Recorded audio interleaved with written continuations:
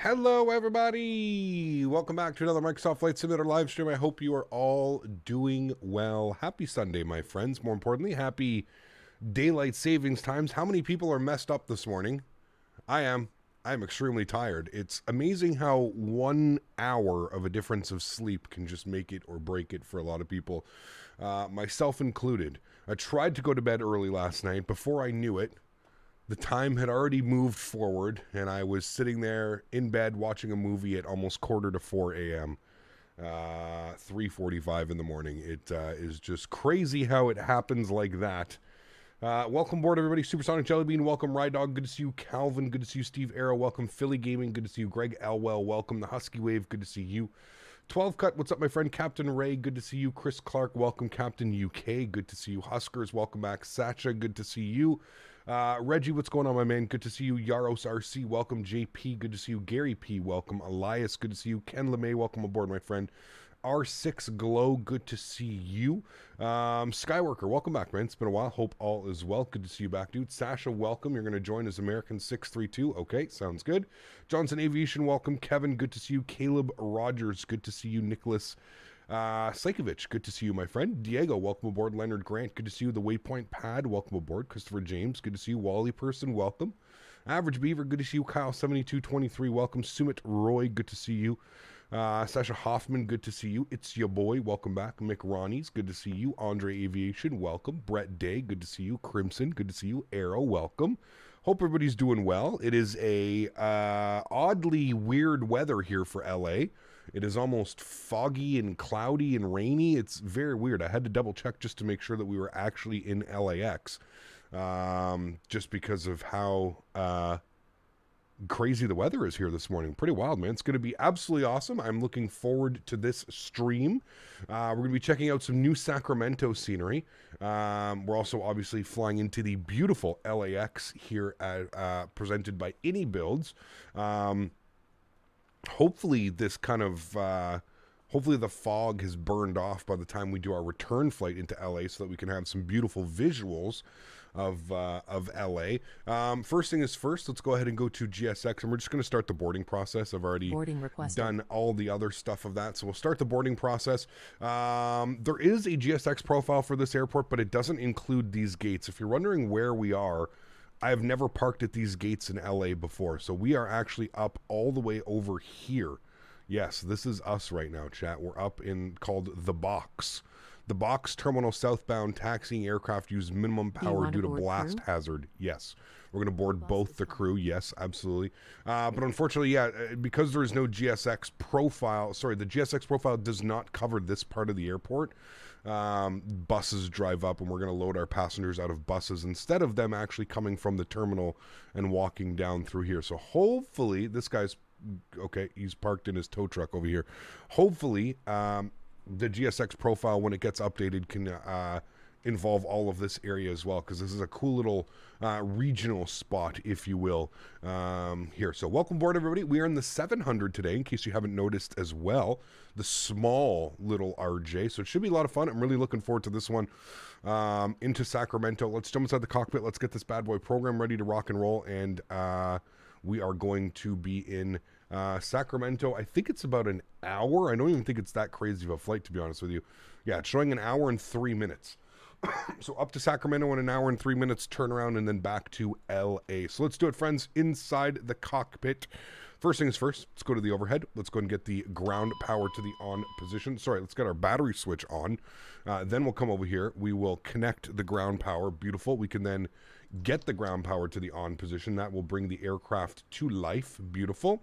We'll flip the DC service on. Everything else looks good here. Let's get our nav lights on. Let's get our logo lights on. Continuing our flows down here, we can get the EPU door open. We'll get the window heat on to low. We'll get the recirc fans on. And no smoking on. Emergency exits are armed, and we'll leave the overhead like that for now. Beautiful. Let's come over here to the electronic flight bag. Let's go to the performance tab. We're going to plug in some numbers, my friends. Let's go over to the wonderful sim brief, which is going to give us some information here. Pilot's boarding starting. Thank you. We're looking for a 0 fuel weight today of 28,259. 28,259 is what we're looking for. We'll enter that in. Good. We'll enter it twice. Beautiful. And then fuel for today's flight, we need 4,019 kilograms. 4,019. I'm going to go ahead and enter that. Beautiful. We'll go ahead and apply in simulator. We'll hit that twice so that we get a good CG into there. Beautiful. Everything looks good with that. I'm happy there. Wonderful. Let's come down here to the FMC, the MICDO, whatever you'd like to call it. We're going to go ahead and go to our Posinit page. Sitting on the ground, LAX. KLAX, we'll throw that into our airport. We're going to grab our FMS position, but before we do so, we're going to hit our align, Adir's align. Beautiful. Then we'll come back down here. We'll grab our FMS position. We'll throw that into our set position. Good. Go to our flight plan. LAX over to KSMF Sacramento today. Beautiful. Our alternate airport, I believe, is SFO, KSFO. Remember I was saying it's good to have a different airport to fly into other than San Jose or San Francisco. So we'll use San Francisco as our alternate today. Our flight number, this is a real-world flight. We are Skywest, what are we, 3192. 3192 on the Skywest today. We'll go ahead and throw that into our flight number. We'll execute that. Your crew Beautiful. has boarded. I don't know why they're so loud today. GSX, why are you so loud? Anyways, crew is boarded. Cool. So that's good. I'm happy with that. Wonderful. Let's go to departure page today. I don't think we have any ETC. No, we have no ETC. We are going to be on the Lady J4 departure today, chat. Lady J4 departure. Good. We're going to expect that out of 25 right. Select 25 right. Beautiful. And we're going to use the Castro transition. Wonderful. We'll go ahead and execute that as well. Beautiful. Cool. That looks good to me. Let's go to our flight plan tab. Let's go to our next page. Yep, that's good. Cool. So we're going to take that direct from Castro to Nure, or Nure, whatever you want to call it. Nure is probably the correct pronunciation. We'll throw that up in there. We'll execute that. Beautiful. From Nure, we're going to jump on the Sutter 4 arrival. Let's come back down here. Let's have a quick little look-see here. I don't think... Nightbot, are you here? Nightbot is here, so we should be able to check that quickly here. Skywest on them haters. Skywest, dude. KSMF. Let's see what the weather's doing here in... up in Sacramento. We've got the winds 170 at 10 knots. Well, you know what that means, chat. We're definitely landing on the ILS 17. So we're going to be on the Sutter 4 arrival with the Nuri transition, and we're going to plan for 17 right. And if we open up our charts here quickly, we'll have a quick little look-see-go. We'll go to SMF, we'll go to approaches, we're going to go 17 right. We're going to pin that, we're going to open this up. First waypoint that I see here, well, we actually want to take it from Grime, if it'll let us, Grimey. We'll see if we can find it on here. We go to next page. No. Can we go down arrow? No. Okay. We'll take it via two-door then if we can. Yeah, two-door is there. Good. We'll execute that. Wonderful. Let's go to our legs page. We'll scroll through the flight plan. We'll make sure we don't have any crazy discontinuities. Starting. We'll execute that. Good. We'll go to next page. Everything's good there. Everything's good there. We've got... We'll bring him in. Actually, you know what we'll do? Let me clear that out. We'll clear this out. So I see Ovomi. So if we open up our charts here, Ovomi is going to be right here. Actually, that's perfectly fine. There's nothing wrong with that. And then we'll go tutor, and we'll bring that back, and we'll put that into the vector, and we'll execute that. Beautiful. Cool. Everything is good there. I'm happy with that. Let's go to our performance tab. Flex temp today, we're going to go with 50 degrees. So we'll throw that into there. Let's go over to this guy now, and we'll go ahead and copy init perf data to FMS. Good. And then if we go to our perf init, we should get our zero fuel weights, which we do here. 29,259. That's all good. Cruise altitude today wants us up at 340. The real flight goes up to 340. So we'll plug that in. We'll execute that, and that's pretty much it. We can go to our VNAV setup. It's going to be the same numbers, 290 and or Mach 0.74, transition altitude 18,000 feet, 250 under 10, everything that we're used to and normal. Everything looks good there. I'm happy with that. Beautiful. Let's go back to our legs page. Everything is basically set up with that. Let's go ahead and set our altimeter. 3013 into LA today. No ATC online, so what I'm going to do is I'm just going to bug up like 15,000 feet. Probably end up hand flying a good chunk of this, so we'll just bug up 15,000 feet, and we'll also bug up runway heading, so we'll go 250 on the runway heading, just in case, although we are going to be on an RNAV, it's good to have those bugged up just in case. Cool. I think that's pretty much it, chat. We can go and get a few interior lights turned on here just to make sure the airplane is looking all nice and pretty. Interior lights good. Wonderful. Cool. Everything is pretty much good. We'll turn him on. Wonderful. 2000 in the squawk. 122.8 for Unicom. Doesn't get any better than that, chat. Does not get any better than that. If we go to this side, I can show you that the, like I was mentioning, the passengers should be coming out of this little jet bridge right here. But in the meantime, looks like we have some jets over here taxiing or taking off. I can hear you. I think he just arrived. It looks like a United plane. It's starting to slowly break, though. You can see that we're almost there. I'm sure by the time we have our arrival back, we should be nice. But yeah, you can see the passenger bus loading here, all the passengers. So it shouldn't be like that. They actually should be walking in and out of the little terminal. So, but anyways, not much you can do. Thij, thank you so much for your support, my friend. Appreciate you, dude. 6 months. 6 months. I'm back after a few weeks with no time to watch due to school. Well, welcome back, man. Hope all is well. Early today, are you missing something? Daylight saving time in North America is different than daylight saving time in Europe. Try and figure that one out, man. Yeah, I don't know why they do that, but yeah, it's daylight savings times. Coming back after 5-year break from the channel. Holy macaroni, dude. Well, welcome back, man. Welcome back. Have I been streaming for 5 years? Probably, but yeah, typical regionals it is. Yeah, exactly. Typical regionals. Always a good time on the little regionals, though. Thanks so much, Tiz. Appreciate you, man. Huge no floaties, dude. Thank you, thank you, thank you. Southwest 1719 equals Rydog. Nice. Rydog's flying with us today. Awesome. The RJ is back. The RJ is back. Yes. By popular demand, apparently, there's been a lot of requests to jump back into the RJ and fly it for a week. So here we are, back in the RJ, man, flying it around for a week. We'll be back in the 737 next week over in Europe, probably doing some Ryanair and some other ops like that. I'd love to do some flights, like some single flights, like from, you know, do like Shannon or Dublin or something down to some warm destinations down through France or Italy or Spain or something like that, Portugal. So yeah, we'll see about that. Hecap, watched a few minutes of the old stream from X-Men 11 where you flew the 350 into Kaitac. You've changed quite a lot since. Yes, we have. Absolutely. Good things, though, John. Good things. Are you using the new Sacramento scenery today? I am, Alex. Yeah, and if you're ever curious, Alex, you can put ! scenery. I link before the stream. I go through and meticulously replace all the links so that you guys all have the freshest and newest info and all the flight information. So ! Scenery in chat, or you can check the link in the description down below. I always update that for you guys so you guys can choose if you would like to buy the scenery or have a look at the scenery. So yep, we are flying into the new Sacramento today. I loaded in last night. It's nice. It's good scenery. I don't know if it's worth the price tag, to be honest with you. We'll have a good little look here once we land. Yeah, it's okay. I don't think it's worth the price tag, if you want my honest opinion.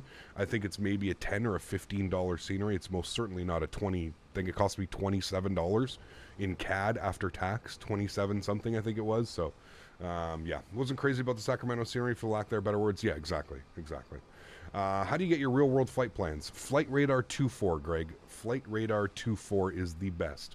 So I'll give you a quick little example here of Flight Radar 2.4. Here's Flight Radar 2.4. All you would do is you would search up top and you would go to live flight by route, and then you would put in KLAX.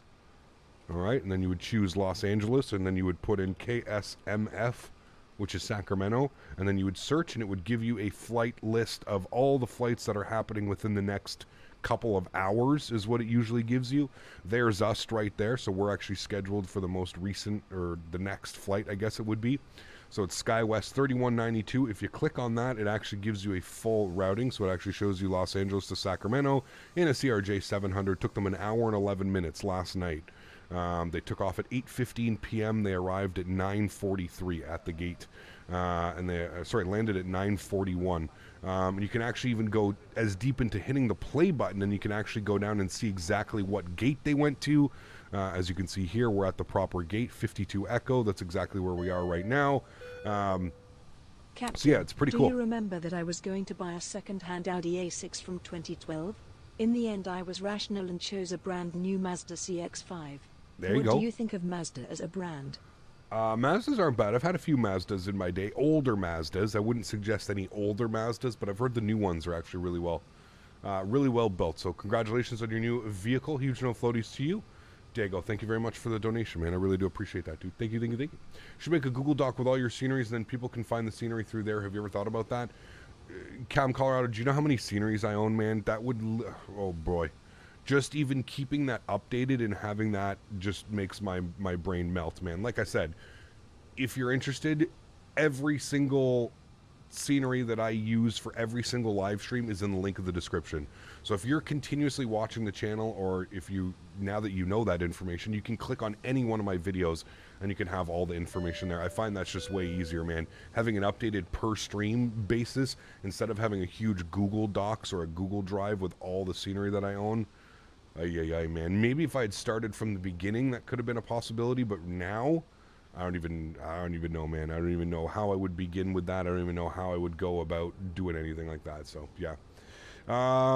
Clifton, thanks so much, man, for 21 months. Huge no floaties to you, man. Thank you very much for supporting the streams. Captain, what's up? It's been a while. Good to see you, Clifton. Appreciate you being here, man. Welcome, welcome. Thank you for coming to hang out. I hope you're having a great Sunday, dude. Appreciate you, man. Thank you, thank you. All right, chat, we're pretty much good to go here. Let's jump back inside the aircraft. We'll go to the overhead. We'll go ahead and spool up the APU. Let's come back over here. We're fully boarded, so we can go to the aircraft. We can close those doors. We can close those guys. Beautiful. We'll spool the APU, which it is spooling up now. We should be able to see that down here. Yep. APU is spooling, so that's good. Captain Geo, my man, back up into business class. Huge no floaties to you, dude. Hope you're doing well. Good to see you, Geo. Thanks for coming to hang out, man. Appreciate you. And we've got Soren as well. 13 months. Thanks for support, Soren. I appreciate you, man. Hey, Cap, you started early. No. Daylight savings time here in North. We always go through this, chat. We always go through, like, the week or two. I think we do it 2 weeks before the rest of, like, Europe and stuff like that. So it's daylight savings time here in North America, so that's why it looks like we have started early today, but in reality we have not.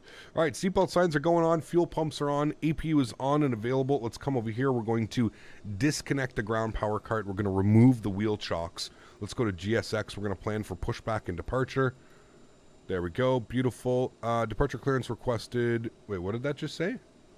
Something about departure clearance requested, something waiting for something. Oh wait, are we not? Are you for real? You guys haven't boarded yet? What the fuck are you guys doing? I see the baggage loader over here. What in the...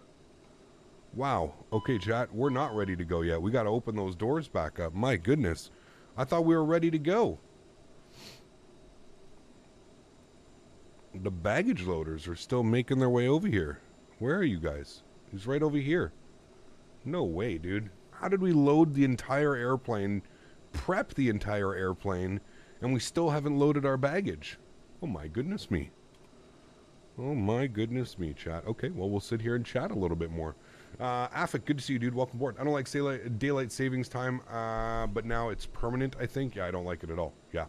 Have you shared your FS realistic profile? Good question. I don't think I have. Now, to be fair, this profile is essentially every other profile that I use. I can throw it up here if you want. Share. Is this going to be all... No, okay. Captain Canada. Okay, it's not all bugged up again.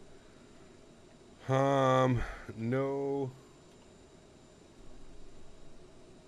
No, you can't go backwards, but no camera. Wait. No, it's not what it's supposed to be. Cancel. Share. No sound effects, just camera. No sound effects. Chat, my brain is just not working today. It's too early for this. And I can't go back. There's no backspace.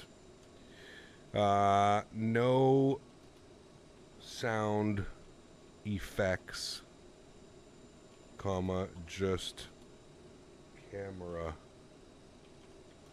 effects. Okay, there we go. We'll share it. There we go. Profile's been shared. I don't think I had anything up here. No, I didn't. So there you go. If you want that one, you can go and search it. Look, he couldn't even put updated. It put updated. Updated. But there we go. They're updated. Gamer Socialite, thank you very much for the $4 donation, my friend. Appreciate you. Huge No Floaties. Thank you very, very much for supporting the streams. That is extremely kind of you, my friend. Really do appreciate you, dude. Thank you very much for your continued support of the channel. Appreciate you. Thanks, gamers. Appreciate you, my friend. Thank you, thank you, thank you. So the streams will be at 4 p.m. UK from now on, until you guys do daylight savings time, Captain UK, which I think is in a week or two, right?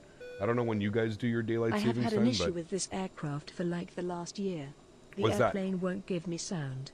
Any fix you think? I tried to replace it with foot sims, but I didn't do it right. Lol. That could be the problem, is because you've tried to install FT sim sounds. I would do a complete reinstall. I would pull everything out. I'd pull the entire airplane out, remove it from your community folder, remove it from whatever folder you think it would be in, and then do a complete fresh install. That's what I would do. The sounds for this airplane are actually using the, not controls, that's not what I wanted, are using the actual default sounds. So if you go to sounds, you have to, it's replicated through here. So these are all of the sounds that you hear are through these whatever 5, 10 options, 7, 8 options that are right here. 2, 4, 6, 8, 10 options. Everything's through here. So try and set that. I'm not sure. Yeah. Cap, do you think we are going to have payware A320neo and Microsoft Flight Simulator? I have no clue. Maybe one day. Maybe one day. 26th of March for the UK. There you go. Yeah, I think it's crazy that everybody's doing weird stuff. But, Cap, you've probably been asked this numerous times, but are you going to the expo this year? I am, Brendan. Yeah, I'm actually going to be streaming live from the event. So if you're interested in coming to hang out, I will be at the Thrustmaster booth Saturday and Sunday during the event. Saturday afternoon, we're actually going to be streaming live from the event. FS Aviation, thank you very much for the 4 months of support, man. Says, Cap, I'm getting micro stutters while landing. Any possible fixes? Are you using any type of landing rate monitor? Or using anything like that that would like grab information as you're landing? I have no clue, man. When I was getting the stutters when I was touching down and stuff like that, I had to, speaking of all this, I forgot to open up LRM, so let's do that now. I had to completely reinstall the simulator. I removed my community folder so that I had my community folder, and I completely reinstalled the simulator and then just put my community folder back in, and that solved my stutter issues. I don't want to tell you that drastically to reinstall your simulator, but it may be, that may be your best bet. So grab your community folder, put it somewhere safe so that you don't have to re-download all your add-ons again. Move your community folder, uninstall the simulator, reinstall the simulator, and hopefully that solves it. Now, that's last ditch effort, right? Like, I'm not going to tell you to do that right now. I would maybe go onto some forums, check some other things, see if anybody else has been having any issues with it. Yeah. Can also be static aircraft loading on final. In that case, just disable them. True. Sirius has a good point there. Could be, is it doing it at all airports? Or, Cap, do you think an i7 12700F and a GeForce 3070 can run the sim good? Yes, absolutely it can. Yeah. Can you help me with FSLTL stutters? FSLTL stutters? I don't know what would be causing that. Are you using the, are you talking about just for model matching, or are you using FSLTL like the injector? I don't use the injector or anything, but yeah. Glad to see you're trying this plane. Trying? We're well versed in this one, Mark. I asked you if you would ever do the Challenger 650 last year, and you said those kinds of planes aren't your thing. Well, the Challenger's not my thing, Mark. Yeah, business jets are 100% not my thing. You'll notice that I have flown business jets a handful of times here on the channel. This is an CRJ-700, albeit very similar to a Challenger, much bigger than a Challenger, and actually on the commercial side of things. So. But yes, we're pretty well versed in the CRJ, man. We've spent a lot of time in the CRJ for X-Plane, and then of course now here the CRJ and Microsoft Flight Simulator. This was the first payware airplane that we had for probably like 6 months, 6+ months. This was like as good as it got as far as airplanes went.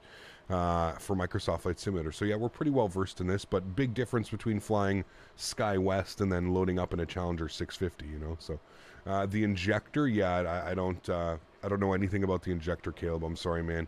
I don't use the injector. I just use FSLTL for the traffic, the VATSIM model matching is what I use it for. So yeah. Can you come to my house and fix everything? Yes, correct. He caps, you should do a 737 TUI jet from Rome to Cardiff, real world flight. Cool. If you could throw that in the flight suggestion channel, that would be awesome. Appreciate that. And then that way I can have a quick little look-see at it. There's a typo in the title, Los Angeles. Is it? Oh yes, Los Angeles. We forgot the E. Thank you. Los Angeles. Thank you. Save that. Lost Angles. Boarding complete. Yay. Does that mean that we can prepare for pushback and departure now? We can close those doors. That's closed. You're removed. Good. Let me go to GSX. Let's see what GSX says now. Prepare for... Oh, okay. Never mind. GSX knows. It's like, yeah, what up? We ready. Cool. Okay, cool. Everything looks good up there. We can remove the DC. That's on. That's on. That's good. That's good. Cool. It's got our beacon light on. Seatbelts are on. Everything's good there. We've got our engine continuous relight on as well. We should be getting the... There we go. The ground crew is putting the bypass pin in. Wonderful. And we should be preparing for our pushback here momentarily. Has the CRJ got some updates, or it's still as bad as before? I don't know if everything has really been bad, to be honest with you. It's on version 1.018. So it's had 18 updates since its initial release. So it has had some updates. I don't know what you're referring to as in bad, though. I don't know. Yeah. How much is a CRJ? Exclamation point aircraft, OG. You should know that by now, my friend. Hecap, VATSIM traffic always shows the basic A320neo and the solid yellow 320. I don't know how to fix it. Use FSLTL and it's updated. So Kyle, you need to add what's called... you need to go into your... You need to go here. We're going to go tail right. You inspire me with how you keep up with flying. Mark, thanks for your support, man. Appreciate you dropping the $14 dono. Thank you very much, Mark. I appreciate that, man. Appreciate you. Let's release the park brake. Wonderful. For model matching, whoever was asking that, I'm sorry, I lost her name already. Kyle. For model matching, so when you download FSLTL, if you actually look on it, there's a you need what's called model matching, and you need to get what's called a VMR. You need to add the VMR. So if you're unfamiliar on how to do this, there's some great tutorials online. But yeah, you have to download. You get this from within the file folder. So if you check the file folder, you'll have this, and you need to install it. It's pretty simple. Like, you just add custom rule set, and then you find where it is, the file location. But if you Google how to do this, or YouTube, there's tons of tutorials up. But you just have to make sure you have your custom rules, and you have to have the FSLTL_rules VMR. You have to have the VMR. Otherwise, if you don't have the VMR, you're just going to get basic default airplanes. So that's how that works, man. Just make sure you have the VMR installed. Tons of videos on it, though. Yeah, tons of videos on it. All right.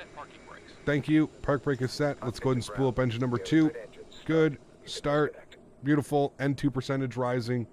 Good. Use the in-game storage, just the internet. It's easier. What's that, Kieran?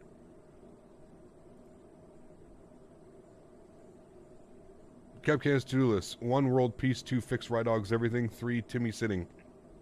4, medicine. No medicine yet, though. Probably fall asleep. All right, there's 21%. We'll introduce fuel, move it up to idle. And 1% is rising. ITT should rise here as well. Cap, you're about to hit 72,000 subscribers? Yes. Awesome news, right? Pretty crazy, man. Pretty crazy, man. MFD menu, we're going to turn you on. We're going to remove airports on the list. Good. No sleep? Oh, man, tired. Whoa, chat. That is a Emirates 380. I wonder where he's going.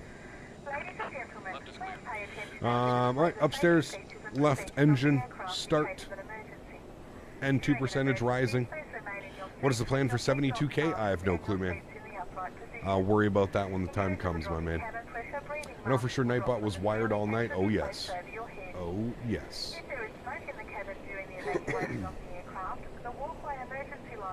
I'm probably going to Aspen.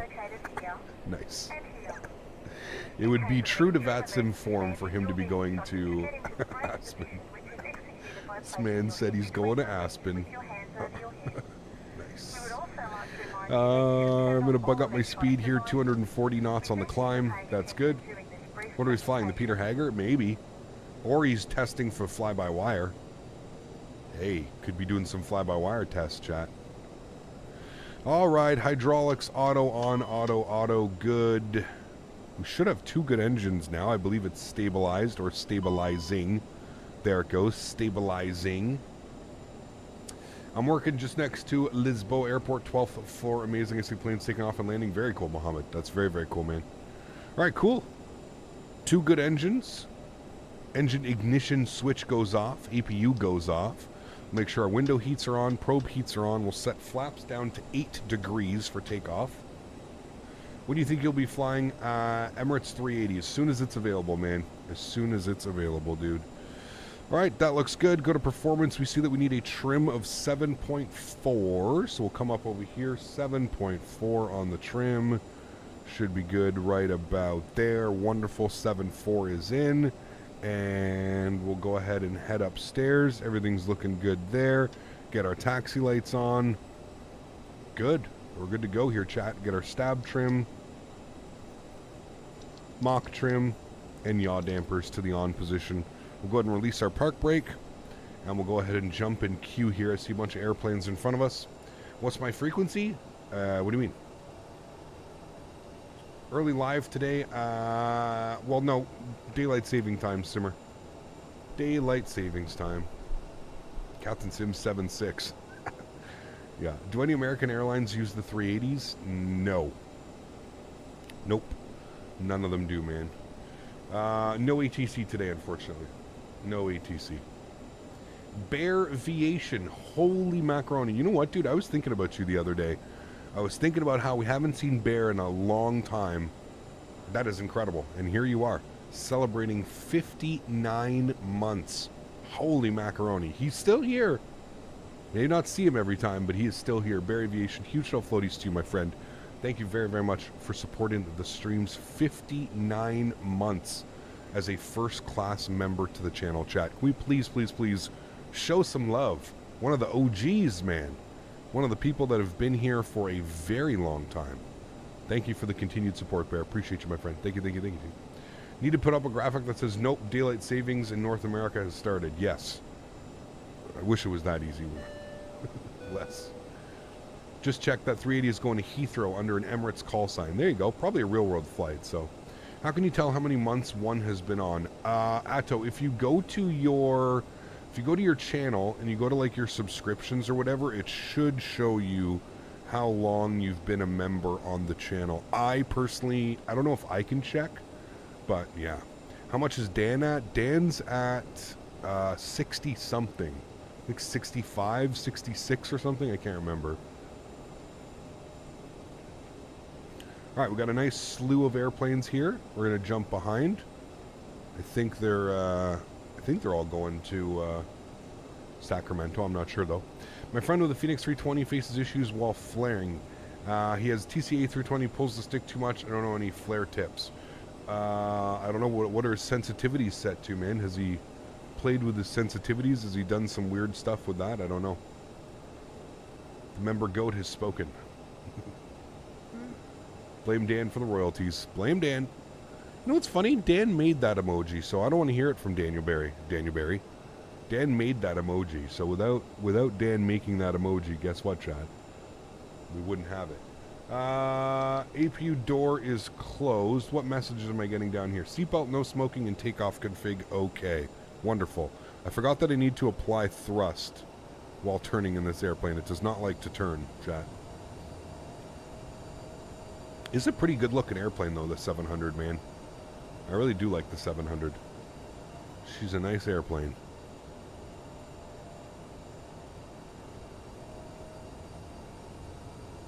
Did Dan Barry make the landing rate monitor for X-Plane 11? He did. Technically it was made, yeah, X-Plane 11. Yeah. It is extremely foggy. It's pretty crazy, man. I never thought like we'd be very rare that you see LA kind of looking like this, you know?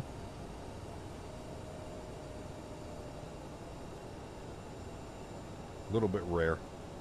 This plane does not have auto throttle. Correct. It is a very hands-on airplane.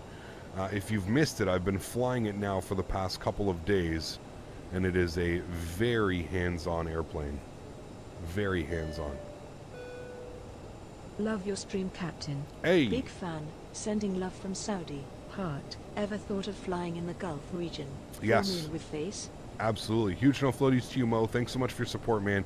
We actually recently just did some old school Kuwaiti and Emirates ops in the 310. We flew from Dubai to Kuwait City and then back to Dubai. Beautiful scenery out there, man. We'll definitely be by. As soon as we have a little bit more options for airplanes, we can definitely jump back in and have a look-see, man. So thank you for your support. Mo, appreciate you, man. Huge no floaties to you. That's what I'm talking about, chat. It's just so crazy, man. How we can, you know, Mo is hanging out in Saudi Arabia watching our stream right now. It's amazing what flight simulation can do and how it can bring so many people together. It's just crazy, man. It is crazy, dude. Been following the conversation over the last few days. I like both sims for entirely different reasons, the way it should be. Exactly. Yeah. Like I said, man, we're turning a new leaf here on the channel. We're gonna try and be the content creator that changes everybody's, you know, stop all the hate, man, and just enjoy it for what it is, dude. Listen, I've said it before as well, Bear. At some point, I will return to X-Plane. I truly believe that there's going to be, at some point, there's going to be a feature or something's going to come out, something's going to happen that's going to pull me back into X-Plane. I truly think that that's going to happen. Chat, looks like this guy's having some landing gear issues in front of us. What do we think about that? Just testing his landing gear, no problem. Holy macaroni. Soren dropping the 1,000 Danish kronen. Holy macaroni, dude. Huge no floaties to you, Soren. Thank you very, very much for your support. I appreciate you. That's definitely getting him up on the... Sasha, you've got a gear disagree. That is unbelievable. Huge no floaties to you, Soren. Thank you very, very much for your support. Guys, can we get a conversion for that for me? Dan Barry, what's the conversion of that? So I can get Soren up on the leaderboard. Unbelievable. Huge no floaties to you, Soren. Thank you very, very much for that, man. That is unbelievably kind. Guys, please show some love in chat for Soren dropping almost 200 CAD. Unbelievable, man. 142 USD. That's 200 CAD.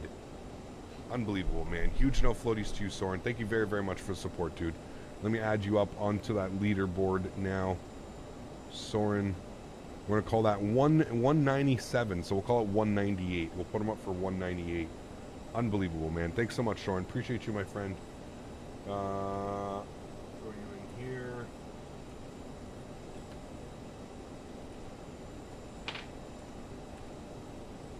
$198.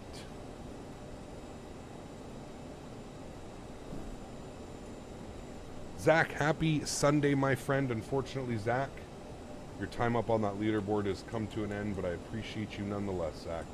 Excited to hang out at the expo, Zach. Should be a lot of fun, man.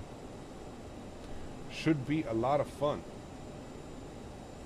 How many people plan on going to the expo in chat? Has anybody decided that they're going to the expo? Is anybody against the expo? What are you guys thinking for FS Expo this year? How many of you in chat plan on going? Soren, thank you once again, my friend. That is unbelievably kind, man. Really do appreciate you, dude.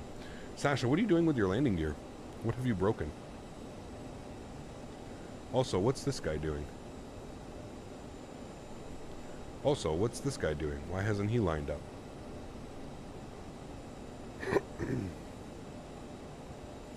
You already got tickets and a room? Hey, awesome, Skyworker. It's going to be great, dude.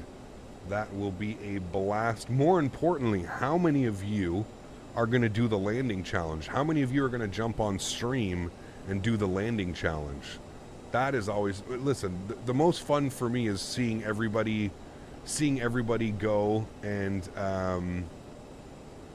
seeing everybody go and then everybody jump on the stream. It's a pretty cool experience that you guys will be able to come and sit on stream and, you know what I mean? So, you're going to the expo all the way from Wales? Holy res, that's awesome, dude. I'm excited to meet you, man. Excited to meet you, dude. Should be awesome. The Ryanair landing challenge? Yeah. It'll be a blast, man. It'll be a good one, dude. Probably jump on the streams for Reggie memes. Hey, dude, it's all worth it, man. Like I said, nobody's expecting you to be a professional pilot. I think it's just fun. I think it's just a fun experience that, like, you guys all hang out in chat. We all kind of know each other based on seeing each other in chat. So I think it's kind of cool that some of you will be able to jump, like, online, and you'll be able to sit in front of a camera, and you know what I mean? So, yeah. I will be in Houston right at the expo ends for a spotting trip. There you go, David. Very cool, man. You'll have to come and say hello then. Like I said, we'll be there Saturday. We're actually streaming live from the event. So Saturday will be a big day. And then we'll be back again Sunday, kind of just hanging out. Sunday is very casual, much more casual than Saturday. Saturday is the big day. That's like when everybody's there. That's when all the sponsors and it actually looks pretty cool. If you haven't seen, so you can go over to put !FSE in chat and follow the link. They've actually released the map of how they plan on doing this, and it looks pretty cool, man. It looks pretty damn cool. Hey, Cap, I'll be at the expo. I have tickets in a room. Awesome, Tom. I'm excited, man. I am excited. It's going to be a blast. I'm really looking forward to it. How many of you are staying at the DoubleTree? The DoubleTree by Hilton. How many of you are staying there, and how many of you are staying at the other hotel? I think I'm going to be at the DoubleTree. I don't know. Thrustmaster is kind of doing everything, so yeah. Holy macaroni. Soren dropping another 1,000 Danish kronen. Holy macaroni. Soren, you are an absolute madman. Huge no floaties to you, dude. Wow. DoubleTree for you? Okay, cool. You're at the DoubleTree as well? Okay, cool. I'm thinking that's where they're going to put me up to, but I honestly don't know. I hope that's where we're going to be, because I feel like it's where a majority of them are going to be. Absolutely unreal. Coming from Denmark, Soren, huge no floaties to you, my friend, dropping another 198 CAD. Unbelievable, Soren. Huge no floaties to you, my friend. Thank you very much for supporting the streams, man. That is unbelievably kind. Chat, please show some love. That's 396 smackaroons from Soren. 396, and that's going to actually grab him top spot on the month. That is unbelievable, Soren. Thank you very much for the support, my friend. I appreciate you. That is unbelievably kind.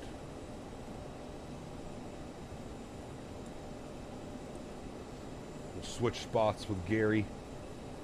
I know Gary will not mind either. Gary is a good sport. I come to Expo from Denmark. Let's go. All the way from Denmark. That will be a blast. Huge no floaties to you, my friend. Thank you very much for the support. It's looking like it's going to be, you know, I'm definitely getting like Expo 2019 vibes with this Expo. I think this Expo is going to be really good. I think there's going to be a lot of people. Kind of like how it was in 2019, man. It was crazy, dude. So huge no floaties to you, my friend. Thank you very much, Soren. That is unbelievable, man. Thank you. Nishal, how do you become a member? You should see a little join symbol down below on the left side of chat. If you don't see a join symbol, then it may not be available in your country. I know that it's not available in all countries yet. Is that an Air Canada? Oof. Air Canada 787. Chat, where's he going? Toronto? I like Air Canada. Alright, he's departing. LA traffic, Skywest 3192, lining up 25 right, LA. Alright, let's get our park brake off. Go ahead and line ourselves up. Tenured Amoba, thank you very much, man, for the 9 months. Appreciate you, my friend. Robert A, celebrating 3 months as well. Robert, Tenured Amoba, thank you very much, guys. Appreciate all the support, gentlemen. Thank you very much for your contributions to the channel and becoming members, man. Really appreciate that, guys. Thank you very much. And Midwest Aviation Spotting coming in with the $5 donation. Appreciate you, man. The Aerosoft A330 Delta Ops all the way. Going to be good, man. Going to be good. All right, let's hit our takeoff button here. The old Blue Air Canada livery was the best one. I don't know, man. That new one slaps, dude. The new one is nice. He is going to Toronto. Very cool. Very cool. Huge no floaties to you, Midwest Aviation Spotting. I am very excited for the 330. Yeah, we'll be doing all kinds of content when that bad boy drops, man. All kinds of content. You can believe that, my friend. Believe that.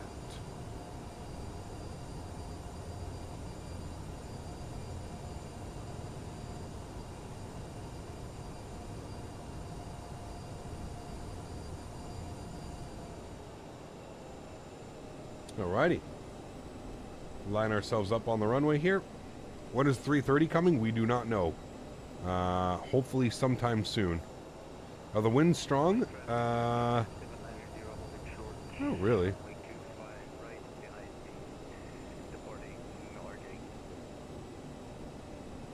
Hey, that's us. Cool. LA traffic, Skywest 3192, departing 25 right LA. Alright, chat, let's do this. Yoke cam is going on. Throttle's up to 40%. Sounds are going up. Enjoy the departure, guys. Captain UK, thank you very much for 2 months, man. Appreciate you as well, dude. Enjoy this departure, guys. Chrono is on. Let's go ahead and toga. Takeoff power set. We're in the 700 as well, so this thing's going to be a rocket ship. Airspeed's alive. 80 knots.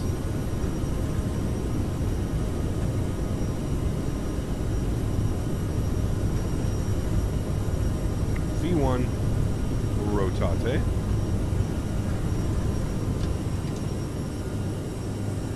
Positive rate, gear up. Follow your flight directors.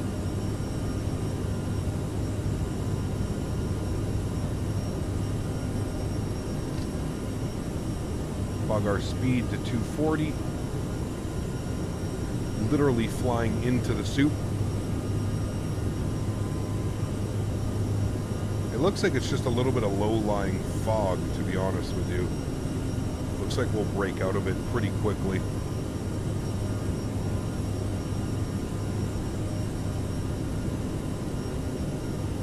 Alright, let's go flaps up 1. Taxi lights, wing lights, logo lights, all to the off position, and there we go. We're breaking up out of the fog already. What are we at? 1,500 feet, 2,000 feet? Yeah. Almost a marine layer, if you will. I got to admit, the rotation felt a lot better in the 700 than it did in the 900. I think this is the, I personally think this is my favorite RJ to fly. The 700 is, it's like a little bit sportier. All right, let's go flaps clean.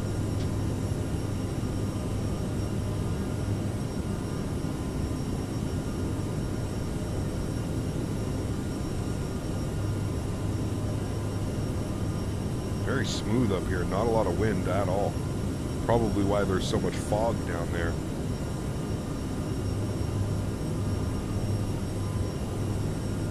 All right, 5,000 feet. Autopilot is going on. We'll go nav track. Beautiful. Let's go ahead and bring you guys back up into the flight deck.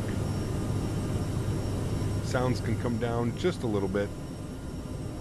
And we can go ahead and disarm that. That's good. Lights are good till 10,000. Good. And then what we can do is we'll go ahead and bug up to 34,000 feet, which will be our cruise altitude today. 340 is in. Beautiful. And then we'll throw on speed hold as well. And we'll bump our speed to 240 knots. And the airplane should climb via the restrictions. And there we go. We are passing through 7,500 feet already. It's like a little rocket ship out of here. Look at that. American Eagle. Look at that pitch. Jesus. She's climbing. Probably because I left it in takeoff power, but that's fine. Set climb now. This has to be one of my favorite qualities of visuals. Fun to fly, and it's trying something that isn't just plain good. I agree. Yeah, it's fun. Cap just got back from Phoenix last night at 2 a.m. Slept from 3 to 11:40. Nice. It's a decent sleep. 7 hours. 8 hours. Off to Sacktown, skip the Bay Area, and then back down to Cali where we put the 700 down. You got it. You got it, man. Does the 200 feel any better to fly than the 700? We don't have the 200. We have the 550, the 700, and the 900, and the 1000. The 900 and the 1000 just feel a little bit weird. To me, the 550 and the 700 feel the best, in my opinion. But, all right, landing lights are off. We'll put the seatbelts to the auto position. Flight attendants can start the in-flight sandwiches, if you will. And we are en route to above 7,000, above 8,000. So we're looking good on the departure. Looking good. What carriers fly the 550? Not a lot, Rydog. Not a lot. The 550, I think, is the newer version of the 200. I think United flies the 550. United, Skywest. Yeah, United, I think, has a lot of them.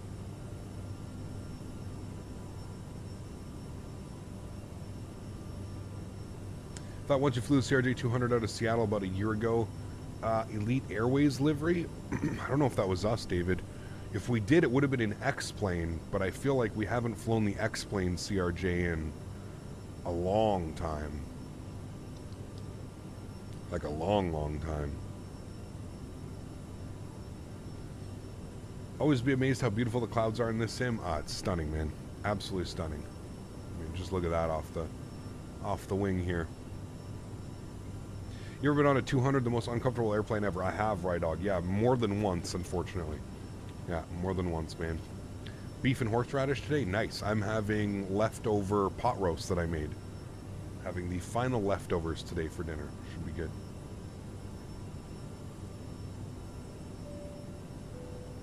Ladies and gentlemen, we are now serving sandwiches. See? We're serving sandwiches, chat. Serving sandwiches. Been struggling lately with cloud quality and pixelation. Interesting. If you have a PC that can handle it, I would suggest turning your clouds up to ultra. There's also some I don't know if it still does it, but there was a great tutorial done by Q8 Pilot, a good friend of the channel, and he has a video up where there's like some film grain that you can remove. I don't know if it's still a thing. Maybe go to Q8 Pilot and check his like Microsoft 2020 cloud settings. There's something that you can do. You can open up a file and you can remove some film grain, and I'm wondering if that's the problem that you guys are talking about. There's like a weird grain to it. So yeah, I've been on tour all week. Have I missed a Hogwarts session? Nope, you have not yet, man. Trying out the freeware version of SMF to see how it is on descent. Nice. It's not bad, Huskers. It's not bad.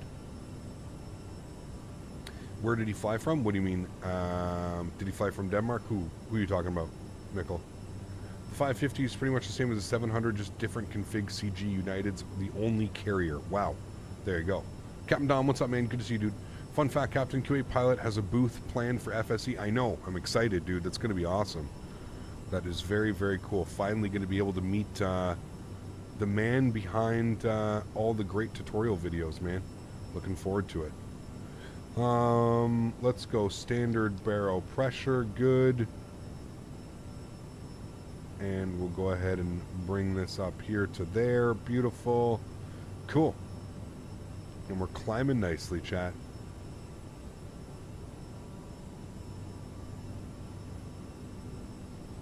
I've seen the E330 previews. I'm definitely getting back when it's out. Lots of long hauls. For sure, Afik. Yeah. Cap in general, what do you think about the Tolos A320 Neo? I don't know enough about it, to be honest with you. I just briefly saw some of the streams the other day that were going Blue Games and XP72, and there was another one that I watched as well. I can't remember. It looks like it's a decent airplane. I think where they lost me, and I think where they're going to lose a lot of people, is the price tag, man. I find it absolutely insane that they're going to charge $80, $90, $80 to $90 for a single variant of an A320, for an A320 Neo. So it's not even the CEO, it's a Neo. A very, very small percentage of A320s that are out there. To charge that much money for an A320 Neo, I think that's where they're going to lose a lot of people, man. I'm not interested, not at that price point, man. You know, if it was 40 or 50 bucks, I might pick it up to help support Tolos and, you know, to fly it around whenever I decide to go back into X-Plane. But at $90 for a 320 Neo, no thank you. If I ever get the urge to fly a 320 Neo, I'll just jump in Microsoft Flight Simulator and fly one for free, you know what I mean? will just come and fly the fly-by-wire mod for free, and that is quite content for me, man. I don't need to spend that kind of money on that. So yeah, dude, it's not even like, you know, like I was talking about in stream, like if they were offering the, you know, if they were offering a 320 CEO and a 320 Neo, cool, I could maybe be on board with that price tag. But we're only getting an A320 Neo with 2 different engine variants, and they want $90. That is an extremely steep price to pay. You know, considering you can pick up planes like the PMDG 737 for half of that price, or the Phoenix A320 for half of that price. It's not. No. No. I know it's a completely different simulator, but there's no way I can jump on board with that one, man. That's just way too much money. Zachary, what's going on, dude? Welcome, welcome, welcome. I watched the stream. I forgot how horrible X-Plane looks. Yeah, it doesn't look good. That's for sure, man. Yeah. Tolos planes are great, but the A320 Neo is, it's just $90 for less seats than the 321. Well, that's kind of what I was getting at last week. I was like, listen, like, I don't, you know, again, I'm not trying to shit on X-Plane. I'm not trying to shit on Tolos, but like, they've already done an A321 Neo, right? Guess what the A320 Neo uses? Basically all of the same things that a 321 Neo does. So what work has really gone into this airplane to warrant a $90 price tag? You already have the engines modeled from the A321 Neo, so all you did was you brought those over and slapped them on an A320 Neo. Done. Already done. You already have all the assets. That's done. The sounds, you already have all the sounds because you have an A321 Neo, so the sounds are just ported over. Maybe they're tweaked a little bit, but sounds are already done. Just port that bad boy over. You're buying the external model from Flight Factor, who already has the A320 model done, so you're basically just reusing all of the assets that you have. That's where I'm kind of questioning the price tag. It's like, I just don't understand. It just doesn't make sense to me. Now, I understand all the developers need to make money and they need to, you know, earn money for what they do for the community and stuff like that, but I don't know, man. It almost, to me, feels like it's just like one big last stab. You know what I mean? Like, Tolos realizes how bad the market is shifting. Oh my goodness, look at those wind updates. Tolos realizes how much the market is shifting towards Microsoft. Maybe this is their last grab, you know what I mean? Maybe they realize that, you know, this is it. There's not going to be very many opportunities after this one to kind of get people to buy their products, because there's just, I mean, if you look at the lineup for airplanes coming to Microsoft Flight Simulator and the price points that they're priced at, it's incredible, man. I mean, think about the airplanes that we're getting probably over the next 6 to 9 months. A330 by Aerosoft, A220 by Synaptic, MD-11 from TFDI, 777 from PMDG, version 2, which is hopefully coming with IAEs and Sharklets from Phoenix. Those are just the products. An ATR 72, an ATR 42, a Fokker 770, a Fokker 100. Shit, dude, the list, the Airbus A380 by Fly-by-Wire. The list of airplanes that are coming to Microsoft Flight Simulator over the next like 6 to 9 months, it's just incredible. It's incredible. The 7.5, the 7.6. I mean, we could go on and on and on and on.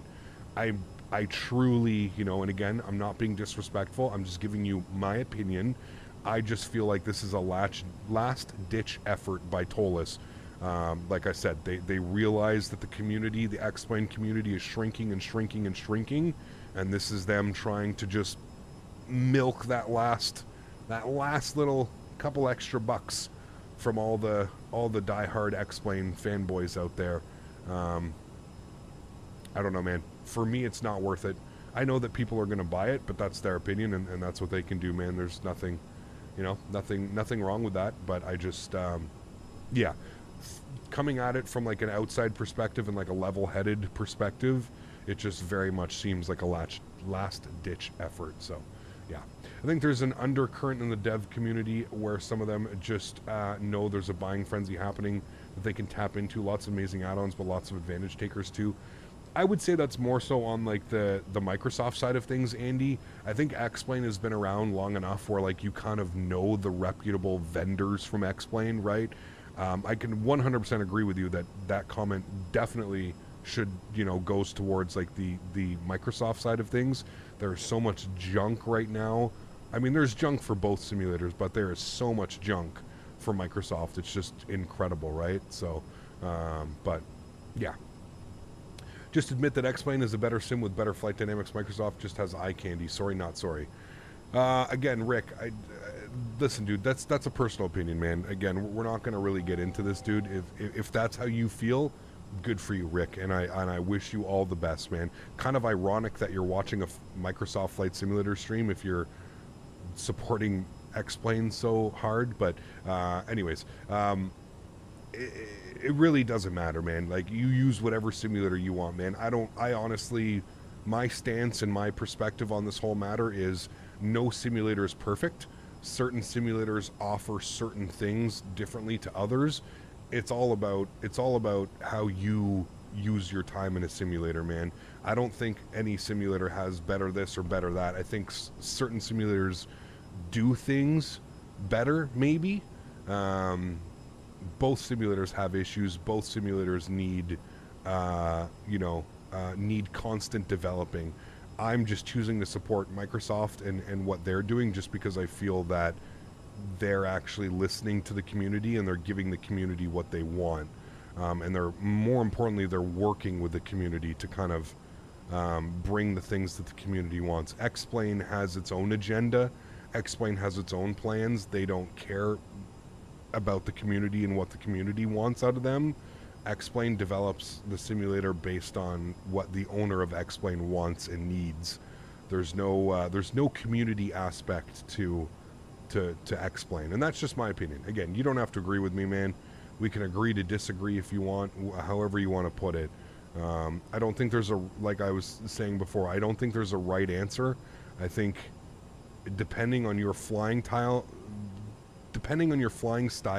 and depending on your flying, what you want to get out of a simulator, there's no right or wrong answer. Every simulator is good. Every simulator will offer something. You know what I mean? So you do whatever you want to do, man.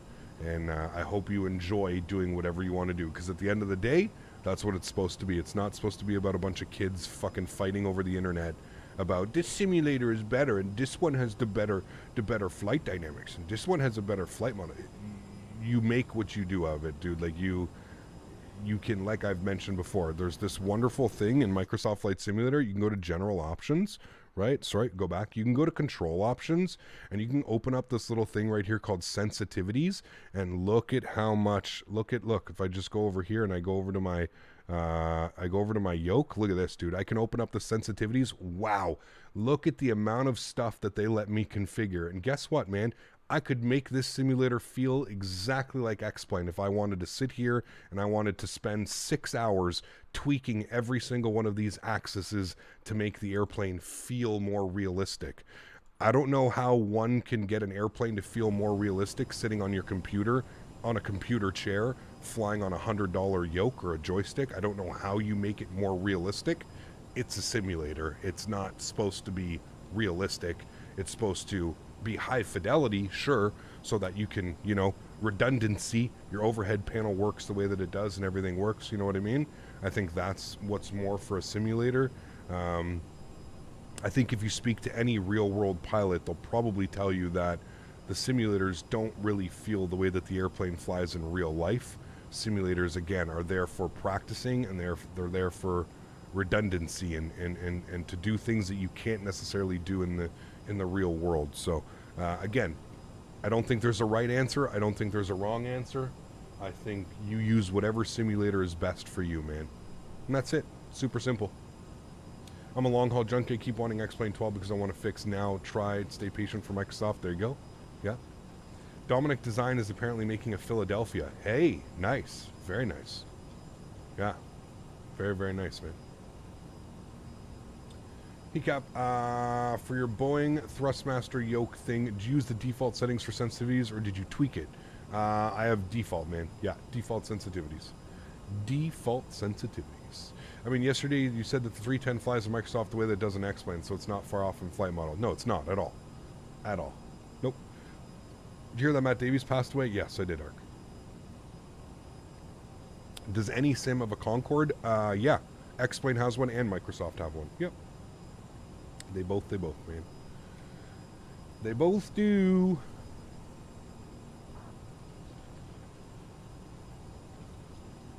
I have to pay $101.99 for the 737-800. Should I go with the 900 because it's cheaper than the 800 and the 700? That's up to you, man. That's really, really up to you, man. Nobody's gonna, you know, nobody can really tell you. Yeah.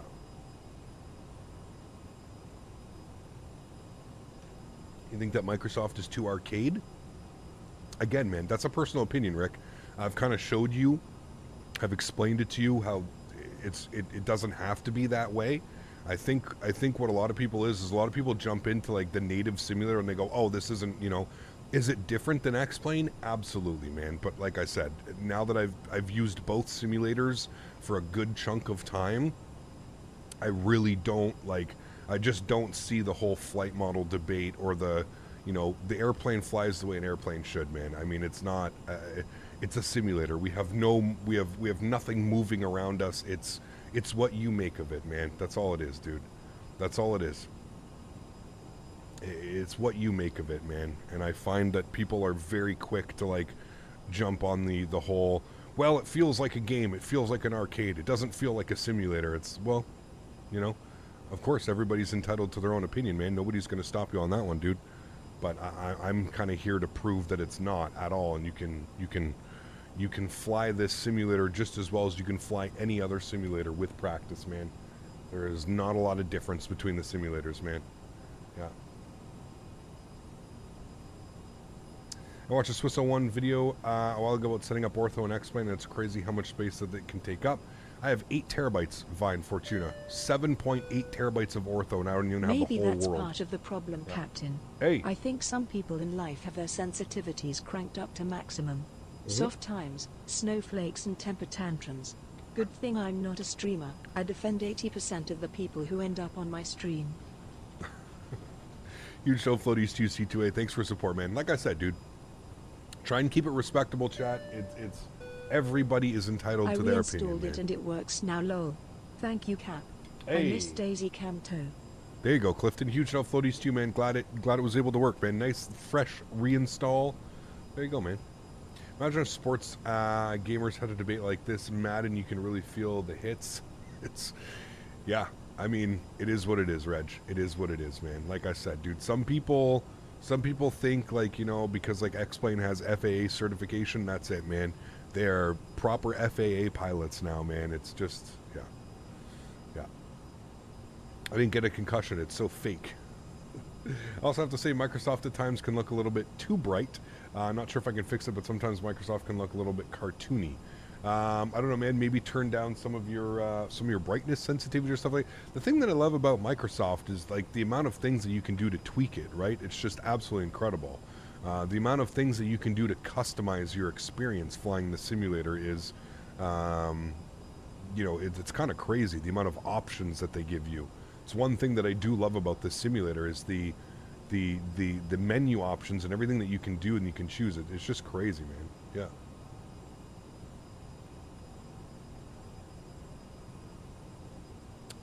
Bruins were the fastest team to 50 wins. Yeah, absolutely. Yeah.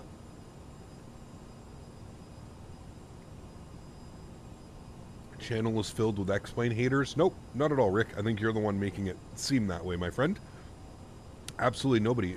I've been looking at all the questions and comments. Multiple people have just been asking you why you feel this way, and you've yet to provide any answers. A lot of people here are former X-Plane users and or are Microsoft Flight Simulator and X-Plane users, man. There's no hate here, dude. I've already tried to explain that to you. There's no hate. I've explained it to you as best as I can. If you don't understand the way that I'm explaining things to you, then there's not much I can do, man. There's no hate here, dude.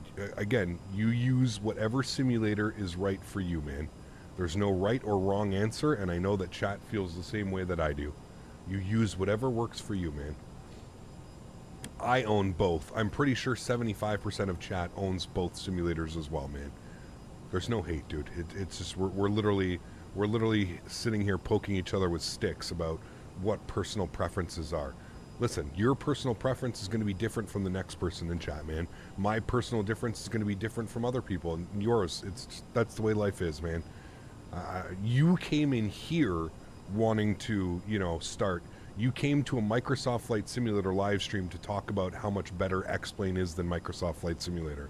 And then you want to accuse chat and my channel of being people that hate on X-Plane. Like, you literally started this entire debate by, once again, coming into a Microsoft Flight Simulator live stream talking about how much better X-Plane is. Come on, man. Like, we're not stupid. Hello? I know it's daylight savings times. I know we're a little bit tired today. But we're not dumb. It's sad that you want to play the little victim role, but hey, that's up to you, my man. Once again, everybody is entitled to their opinion, my friend. That's it, dude. Yep.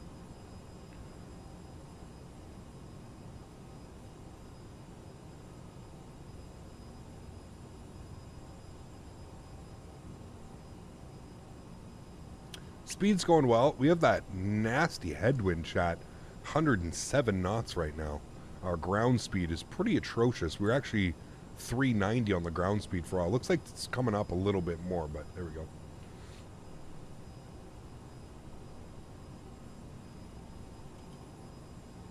$107 knots. Now, I'm a Microsoft Flight Simulator user now. I definitely don't hate X-Plane, but I just don't like it as much as Microsoft. I love flying the 350, the 340 in X-Plane, but I just don't get the visual stuff, you know, improvements. Yeah, I agree, man. I agree. Listen, it's like I've mentioned before. One of the big reasons that I'm over here in Microsoft is the visuals, man. I'm not a real pilot. I'm not concerned whether the A320 that I'm flying flies exactly like a $1 million flight simulator should. You know what I mean? Like, I'm not concerned about stuff like that. I don't ever plan on flying a CRJ-700 in real life. So why am I concerned about what feels better? Does the airplane fly? Is it fun to fly? It's all that matters to me, my man. And that's 95% of the flight sim community. We're here because we can't fly in the real world. So, like I said, man, this whole debate about flight dynamics and flight physics, it's all fucking smoke and mirrors, man. It's irrelevant to 90% of the community. It doesn't matter, man. We're not ever going to fly an A320. We're not ever going to fly a 737-800. We're not ever going to fly a CRJ. Not to mention, how can we tell, sitting in a computer desk, in a computer chair, flying on a $200 yoke, what flight physics feel like? If you want to complain about flight physics, go jump in a level D simulator, man.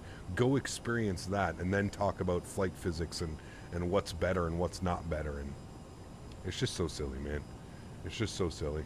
Who did we have here? We have Cian. Thank you very much for support, man. 3 months.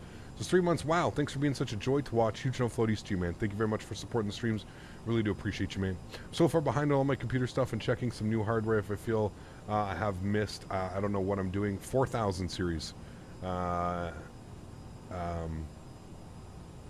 4000 series, man. Jet Mech 383 celebrating 11 months as well. Says, hey all, and happy Sunday, Cap. Have a great flight. Thanks, man. Appreciate you, dude. Huge no floaties to you, man. Thank you, dude. Really do appreciate you, man. That's actually not true. Lots of pilots fly simulators. Mark, if you think it's more than 5%, listen, Mark, I'm going to be real with you right now, man. How many pilots fly all day and then come home to fly on their flight simulators? It's a small percentage, man. I know that 5% seems like it may be too small, but I guarantee you the number is roughly in and around there. I understand there are some pilots, like I said, that like to come home, whatever, they like to practice for redundancy, they like to practice because they have line checks, their simulator checks, whatever it is. But I would say 90 to 95% of the everyday flight sim community they're not real pilots. Real pilots go fly in the real world. Real pilots don't wake up in the morning and go, well, I'm going to go jump on my simulator and fly around. You know what I mean? Like, no, if you can fly a real airplane, you're going to go fly a real airplane.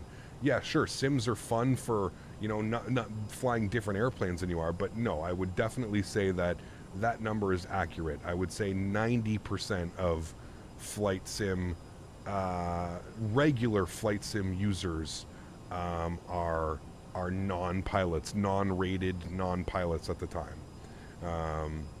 Professional pilots, correct, yes. Yeah, professional pilots, correct. Connection lost, uh-oh. We're getting the Sunday madness, chat. Those clouds look beautiful down there, though. Remember in the RJ, there's no auto throttle. So if you're wondering, I have to keep coming inside just to double check on the Mach number down there.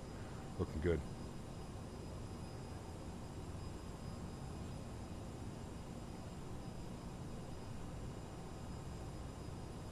Citation Max is a big Simran virtual ATC guy. He is, yeah, for sure. Flying RL is expensive. Simulators fill that gap. True, 100%. Yeah. The only people who like to take their work home are bartenders. That's a good point as well there. So there's lots of GA and PPL pilots for sure. Absolutely, yeah. I'm more so going professional pilots. Exactly. I'm more so going against people like the A3 that fly A320s, fly 737. You know how many times, chat, I've gone into like into like the cockpit to speak to like some pilots, and you talk about like a simulator or something like that, and they just have no clue what you're talking about. You know, last time I was in a cockpit, we were flying WestJet down to the expo, and the captain was like, "So what brings you down to Orlando?" And I told him like, "Oh, I'm going to this FS Expo. It's all about flight simulators." And he had over his head. Chaos as usual. Over Cheers, his head. man. Zach, huge no floaties to you, my man. Thanks for support, dude. Appreciate you. Thank you. You have a PPL? Yeah, I'm not talking about PPL pilots, Tom. I'm more talking about like professional pilots. Like I said, like flying is your job. You fly a CRJ for Skywest. You fly an A320 for Air Canada. You fly a 777 for United. I highly doubt those guys are coming home to fly in their simulators. You know what I mean? Sure, certain instances, I'm sure they do. They enjoy flying, whatever. They have friends that they fly. They have family that wants to fly, whatever. I'm sure there's certain instances, but I would say that a majority of those people do not come home to fly in their simulators or do anything like that. You know what I mean? I agree with you that, yes, there's a lot of people that hold PPLs. There's a lot of people that hold CFI positions and stuff like that that come home and want to fly and practice. And absolutely, I agree with that comment for sure. But I would say that the majority of the ATPL pilots are not coming home to fly in Microsoft or X-Plane or whatever, you know what I mean? Yeah.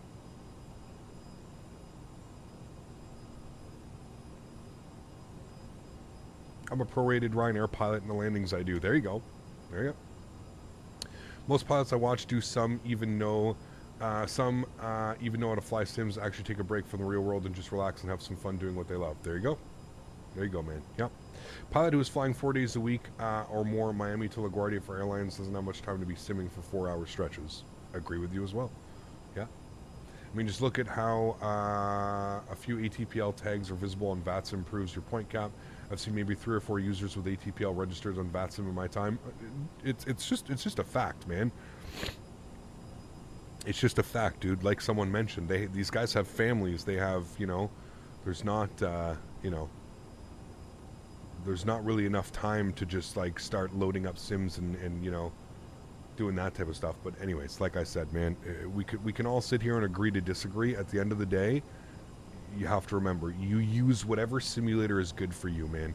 If you feel the need to come into streams and to vent your opinion, it sounds like you're unsure of your opinion. I'm just putting that out there for all of you in chat. The people who come in, the people who find a Microsoft Flight Simulator streamer and come in and start talking about like X-Plane and stuff, we can feel your insecurities from here. It's okay. It's okay, man. I promise you, you use whatever simulator you want to use and you'll feel good about it in life, man. There's no need to try and preach on the internet or try and convince people otherwise that one simulator is better than the other. I've said it before, I'll say it again. There is the difference between what you want out of your flight sim career is completely different than what somebody else wants from their flight sim career. Okay? So just because you choose X-Plane over Microsoft Flight Simulator, that doesn't mean that that's right for the next person in line. Does that make sense? It's just like, imagine if you were to like go to buy a car, you buy a Honda, and then you go around, you tell everybody your car's a piece of shit, my car's better. Nope, it's a Honda, best car ever made. Nope, fuck your Toyota. I don't want to see your Mazda. Get your Ford out of here, get your Dodge out of here. Nope, Honda's the best. It's going to be the best. That's it. It's your opinion, man. It's what you want out of life. It doesn't matter. And it's just, it's sad. It's sad that both parties, You know, I see it from Microsoft Flight Simulator users trolling X-Plane users, and I see it all the time from X-Plane users trolling Microsoft Flight Simulator users. It boggles my mind that, like, this is what people want to wake up and people want to just start fighting about shit like this. It boggles my mind, man. You use whatever is right for you. That's it, man. Yeah, that's it for you, dude. I don't know, Mopar might have something to say about the choice of cars. Yes, true, yeah. In my case, I thought I had a lot of issues with Microsoft 2020, and then I was very annoyed about it. It wasn't my PC, it was the sim rollout. So there's that, but everyone did. Yeah, sure, yeah. I'm a PPL, and I'm good friends with a Republic pilot. He has a lot of free time. Sure, cool. One instance. So we're talking about one person. Sure, yeah. Do you live through the original Honda guys in the late 90s too? The original Honda. I'm more of a, I like Hondas, Toyotas, Mazdas. Yeah. Have you tried CPDLC in the Phoenix? I have not, Soren. No. I have not tried CPDLC. Maybe that's something we should try, actually. Maybe next time we're flying like in Europe and stuff like that, we can take a look at that. Yeah.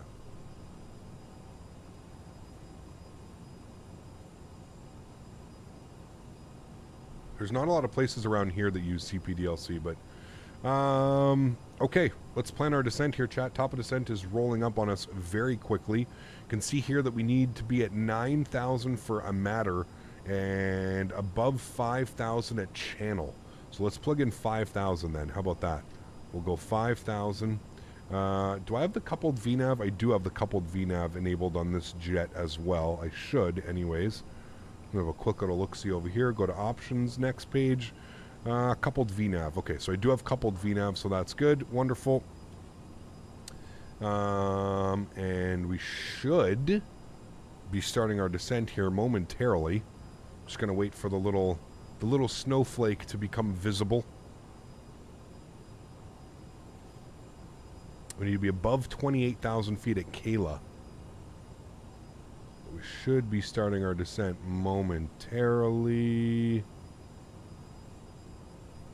Why is, should turn that on. There we go. Traffic.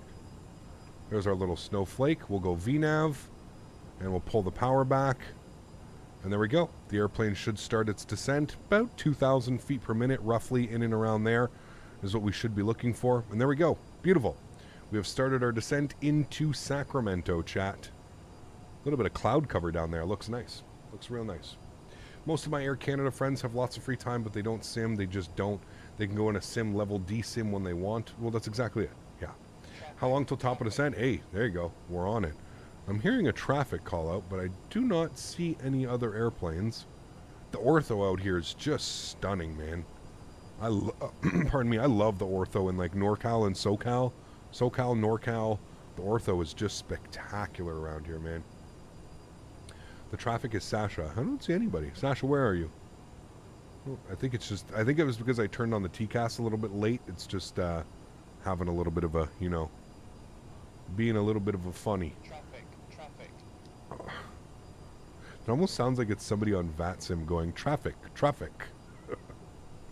Are you ending stream when you land? No, we're going back to LA. Back to LA, my friend.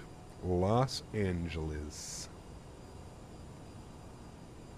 Reminds me of FSX, constant ATC traffic alerts, but never any real-world traffic. I don't know what it's doing about that. Again, I think it's just because I turned on the TCAS late. Traffic.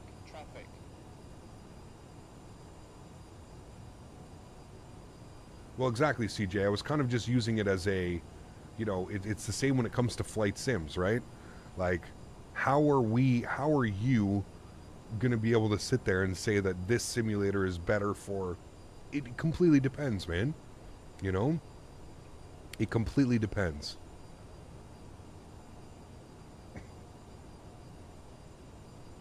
Well, with FSX, unless you add some Captain, plugins. I can't play American Truck Simulator anymore.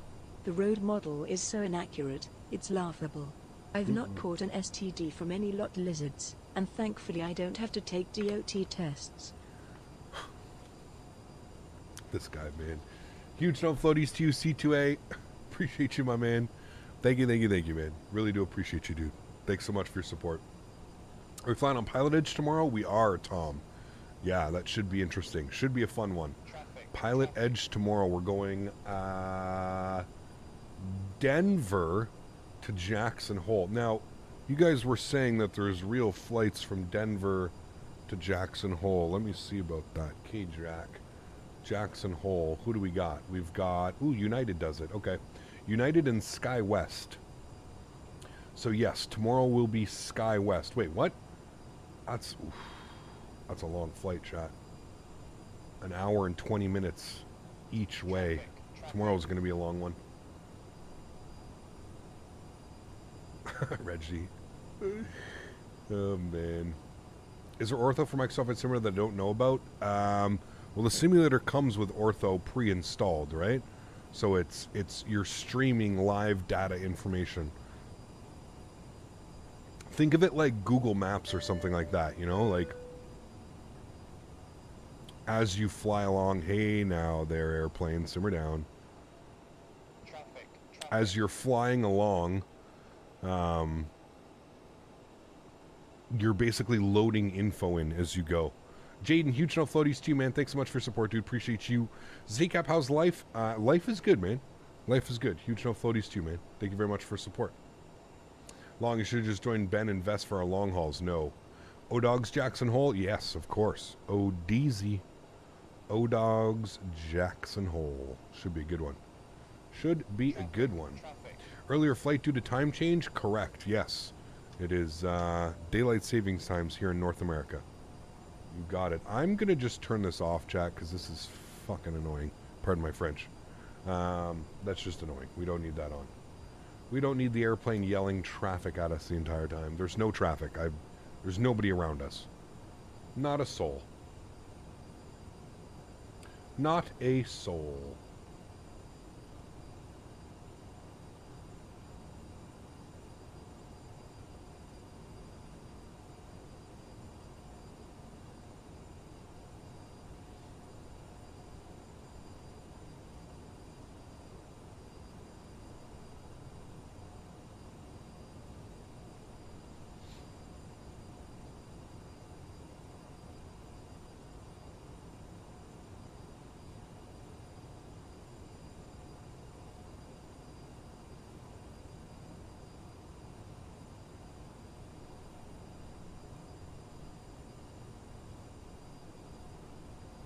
Hecam, good to be your lovely scene. Thanks so much, Paul. Glad you're enjoying it, man.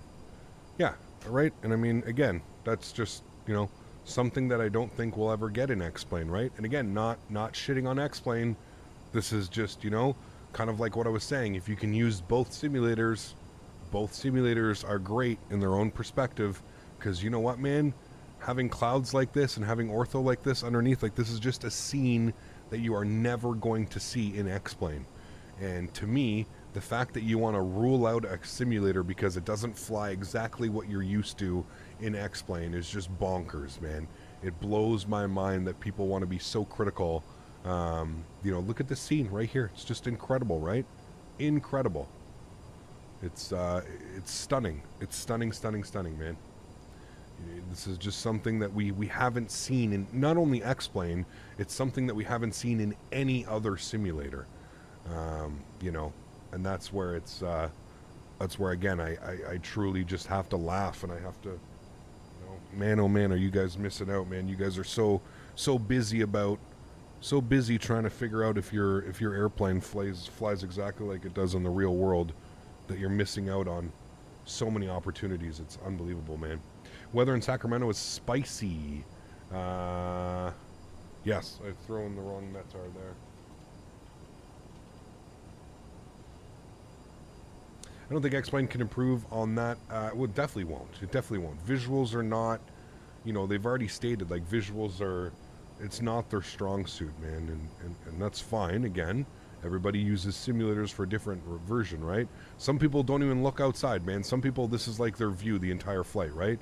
Like, they don't give a shit what the clouds look like. They don't care about ortho. They don't care about any of that, and that's fine. There's nothing wrong with that. You're flying for a completely different reason than a lot of us fly, you know? And again, there's nothing wrong with that. You fly for however reason you want to. There's nobody here saying that you have to fly for a specific reason or not. 3004 on the altimeter, chat. 3004. We'll set that in now. 3004. Good. And we'll plug in some frequencies, shall we?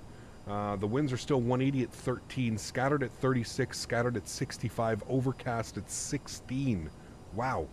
This is some crazy weather today. Minimums today are going to be 225. So let's plug this, enter 225. So we're going to go 230 on the MDA. Good. And then we need to set some frequencies. So our ILS frequency will be 111.1. So we'll come up here, 111.1. Good. And that's our ILS frequency. All is set. We're good to go.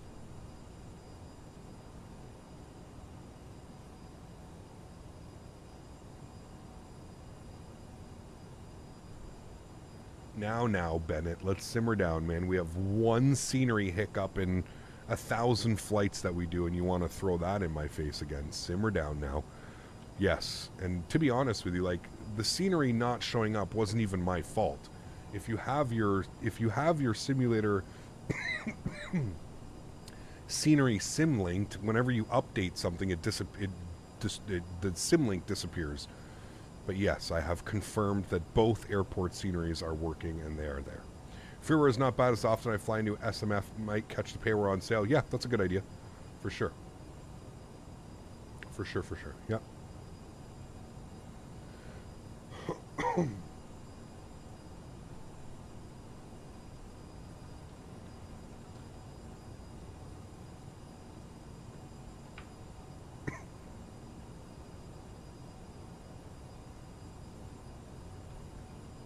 Information Alpha, how are you, man? Good to see you, dude. Flying into Sacramento is always a charm. I believe it's the Southwest hub. Yeah, it's a big Southwest hub. Yeah. When is my next long haul? I don't know.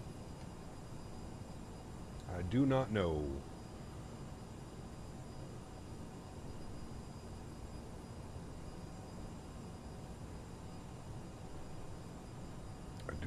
Are we on a crazy descent again? So I figured what it's doing is because it's trying to reach these altitudes. Well, that's not bad. 3,000 feet per minute. That's pretty normal. It's struggling. I think it's trying to reach all those altitudes. So between 12 and below 16. So I think it like gives us a crazy descent rate because it wants to be below 16. And then as soon as you get to below 16, the descent rate kind of chills out a little bit. Very basic like VNAV in this airplane, which I hope they've done better in the Airbus. I hope the Airbus doesn't behave the same where it, kind of dive bombs in between restrictions and stuff like that. But that being said, at least it does hold restrictions, right? I've seen a couple jets to come out in either sim, and it just doesn't, they won't even hold. What's the CRJ that's out for X-Plane? They have the CRJ-700, the 900 AXD or AX something simulations or something. I forget the name of it. That one just does not follow any type of restriction whatsoever.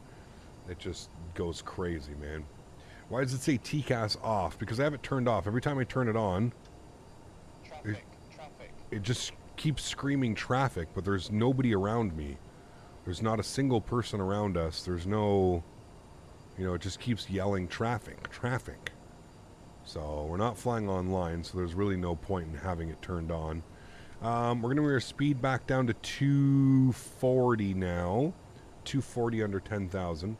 Captain Lee, what's up, man? Good to see you, dude. How do you get the approach to follow? How do you get the airplane to follow the descent? Bennett, make sure you have coupled VNAV turned on. Go to the options, next page, coupled VNAV. Make sure that is turned on, and then you should have a VNAV option. So just like in real life, some RJs come without it. Some RJs do come with it, so it really depends. Yeah, I was in Sacramento not too long ago. It's kind of cool driving along the highway right beside the field. It's a really good plane spotters location. It is, Paul, because it's so flat, right? Like if you kind of look at the terrain, try and give you a perspective. If you look at the terrain, you've got kind of like coastal mountains here, and then the mountain ranges all here. So it's in a very like flat kind of land, you know? It's cool. There's a couple other airports around as well. There's this one, there's this one, there's this one, this one. It's pretty cool. It is pretty cool. All right, there's 240 knots, so we're looking good. We'll increase the power once again. We'll maintain 240 knots. There's 10,000 feet. Couldn't have happened at a better time, chat. Traffic. Coming through. Okay, that is so annoying. Stop. Go away. That's why TCAS was off, for those of you wondering. Yeah. Fancy doing a flight, a short flight from Australia to Qatar? That's not short at all. So Sacramento is flat like Houston then. Maybe. I'm not sure. SMS is like a plateau. I don't know. Is this our only flight? No, we're going back to LAX after this one. Having a turnaround and back to LAX. All right, landing lights are on. Logo lights are on. Wing lights are on. We'll turn everything on. We are going back to LAX after this one. Do I have VSync? No. What do you think of Headwind 330? I've never flown it, JJ. I've seen streams of it. I've seen other people flying it. For what it is, I guess it's okay for a freeware jet, but I'm not really interested. With Aerosoft 330 around the corner, I'm more interested in probably flying that as a 330, so yeah.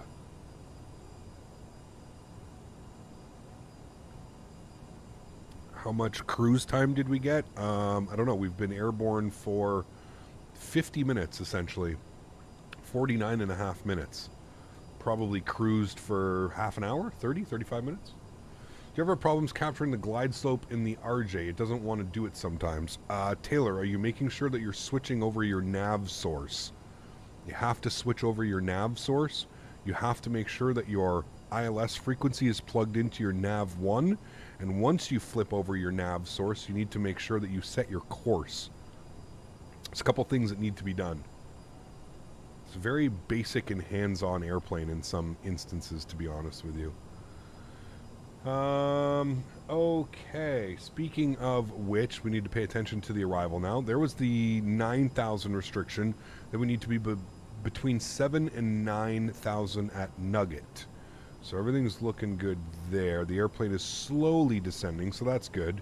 I don't think there's any speed restrictions. Any speed restrictions? No speed restrictions. So we can keep our speed up, presuming that we don't get in the way of everybody.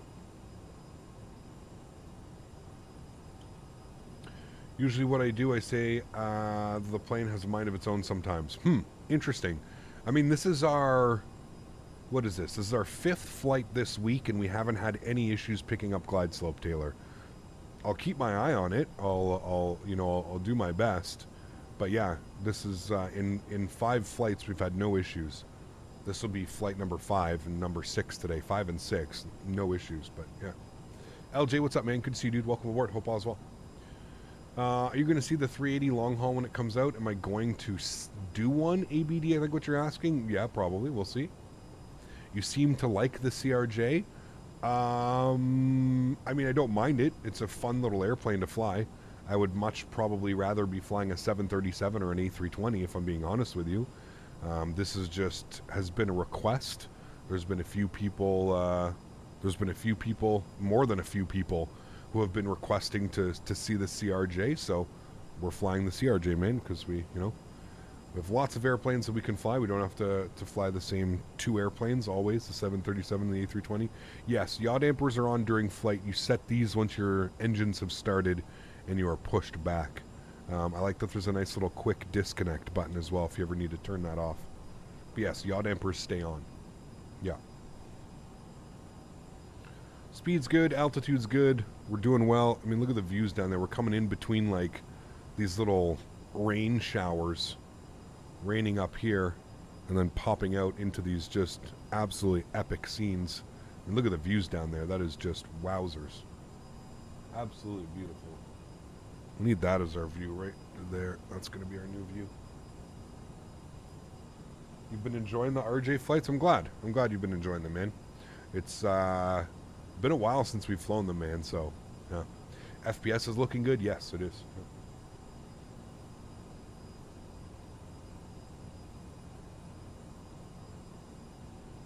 You forget to arm the...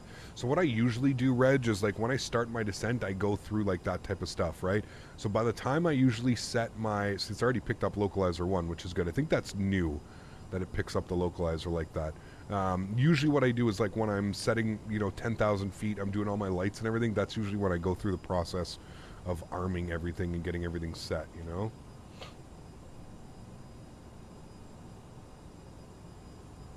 What do I think of the Kuro 788? I don't know anything about it. Is Accu Seasons on? Yeah, it is. Yeah. Tanush, what's up, man? Have you ever had a near mid-air collision? Absolutely. Yeah, people troll all the time, man. Yeah. Have you played around with the 321 Neo in the marketplace? No, absolutely not. I do not spend my money on subpar products, man. At least I try not to do. Yeah. Above 7,000, we're looking good. It looks like it's going to hit that restriction. So that's perfect. We're at about 7,300 feet. Still descending very slowly, but again, we're just leaving it on VNAV. We're kind of letting it do its thing. Steven, what's up, man? Good to see you, dude. How often does the Microsoft World update come out? Every 2 or 3 months. We get like a whole new section of things. The blue preview on the localizer is a preview to let you know it's being picked up. Great feature. Yeah, very cool. I would agree. Very cool.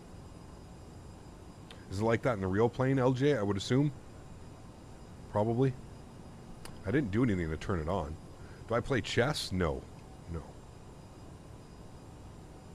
How come your cockpit camera is shaking? Because I use FS Realistic. FS Realistic. If you've never heard of FS Realistic, highly suggest you check out some videos on it. Fantastic little add-on. Makes flying in the simulator much more immersive. As you can see, we're kind of bouncing, coming through some clouds. It adds like some turbulence and yeah.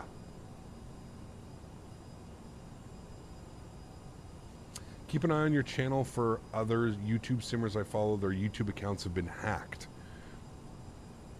Well, I hope that's not the case for me. I'm always vigilant of that type of stuff. I have two-factor authentication turned on. Kind of hard to get through two-factor, but yeah. 10 minutes until landing? Yeah, I would say that's about correct. Yeah. Did I play dominoes? No. The 700 landing flare, is flight slower? FY cap, the 700 is sportier? Yeah, absolutely. Still want to fly it into the ground, but I do agree with you. Yeah, even on departure I felt it, LJ. For sure. Yeah. I'm really annoyed that they delayed the ATR just because the AN225 was delayed. Actually, that's not the case at all. I think the ATR was delayed, and the A225 came out exactly when it should have, Cirrus. I'm pretty sure. Yeah. What is the gadget on my head? That is called Track IR.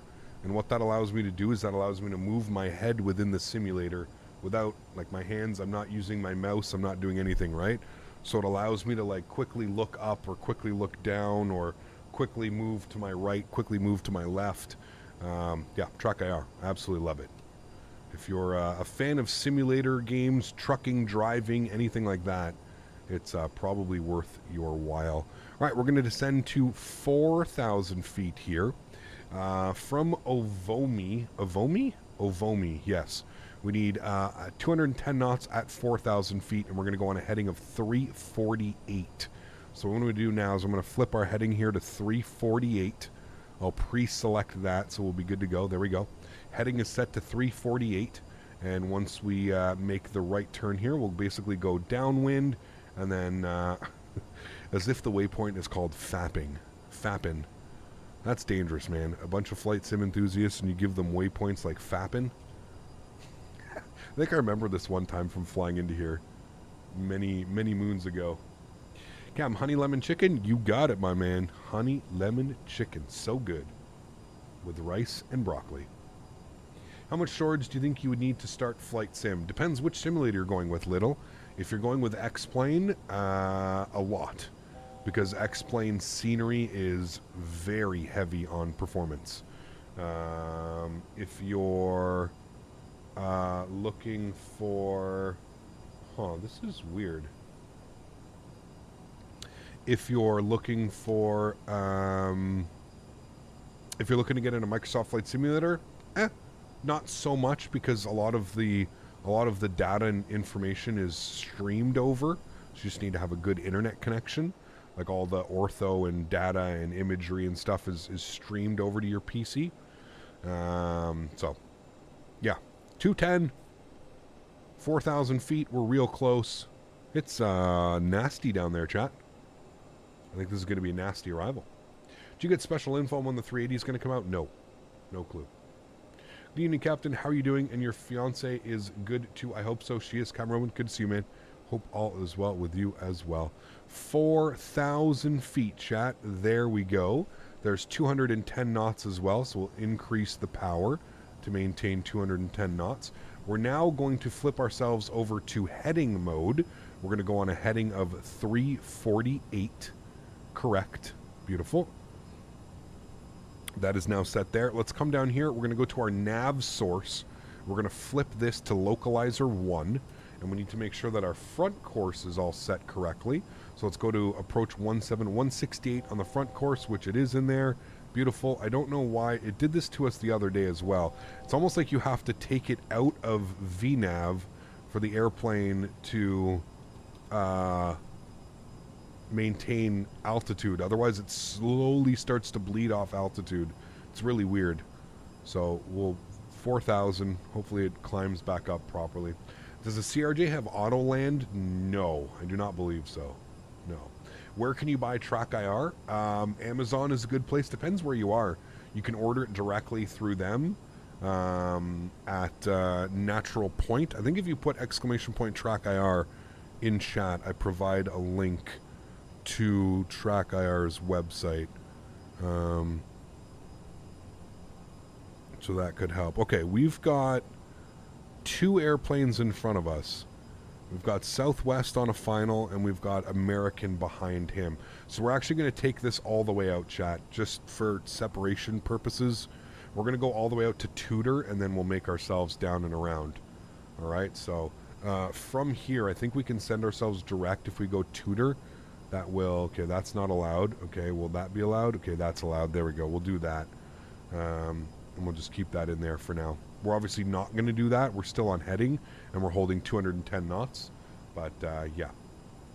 No auto land, no auto throttle, no auto braking. Yeah, it's a very, very hands-on airplane, man. Like, it's, yeah. Performance, we're looking at 136 on our VREF, chat. So about 5 knots less than the 900. Our VREF in the 900 was like 141 a lot. Cap, I found a modded TCA quadrant with 3D parts printed on site. It adds real-life flap mod that has a pull handle to move the flaps in place and lock when released. Yeah, I've got one of those, JJ, as well for my for mine. I ordered on Etsy though, but yeah, I pretty much have the same thing.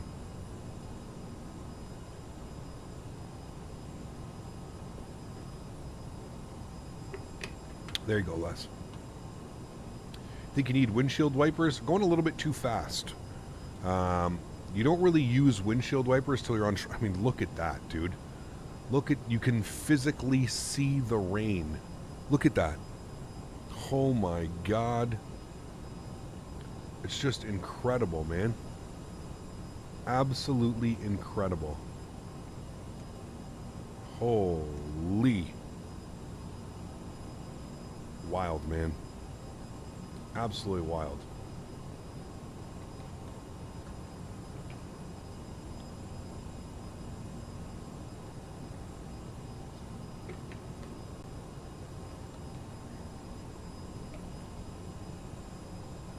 Oh, LJ, I'm not going to worry about that, man. That's the proper way of doing it. We're just, yeah, we're just going to make sure we get this bad boy in.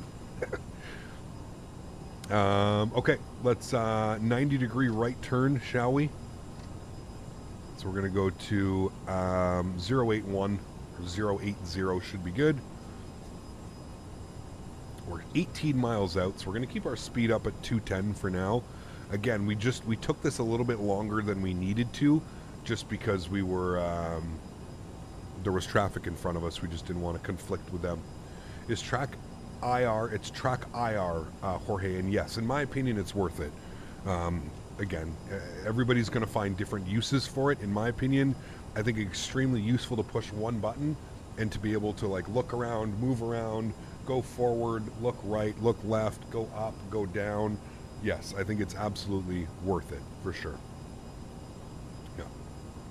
The rain pockets are outstanding. Yes, they are. It's crazy, man.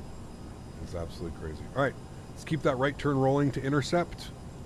We're going to wait for localizer to come alive, and then we will go ahead and engage our approach button. Just waiting on localizer now.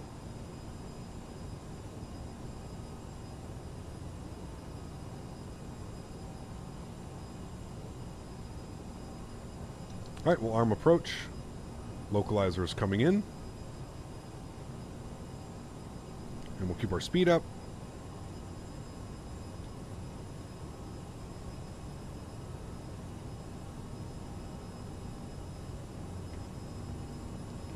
Cool.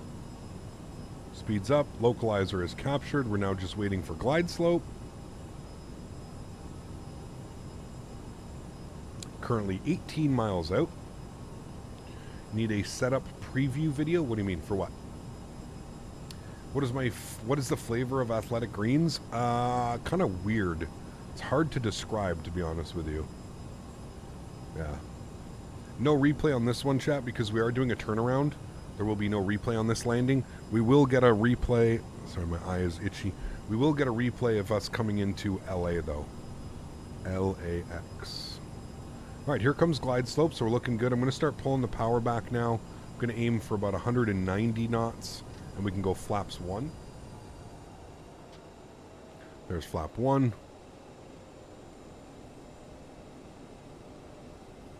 Beautiful, and then we're just waiting for glide slope to go green.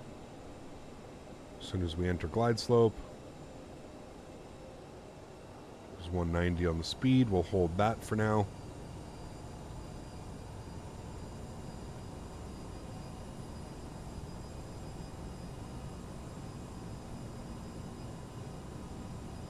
And there's glide slope capture with green. And there comes the aircraft descending. Beautiful. Cool. Let's come over here quickly. We're going to go and set our VREF speed. Beautiful. 136 on the VREF. We're currently still 13 miles out. Still a little bit too far for gear to come down, but we'll keep our speed at about 190. And we are descending nicely into 17 right. Does TrackIR work on Xbox? I do not think so. No. No. I'm pretty sure TrackIR and all the other ones, they only work on PC. I don't know if Toby Eye Tracker, I'm pretty sure it works on PC as well. I think you need to have a PC for that type of stuff. 787 Gamer, welcome back, man. Hope you are doing well, man. Good to see you back.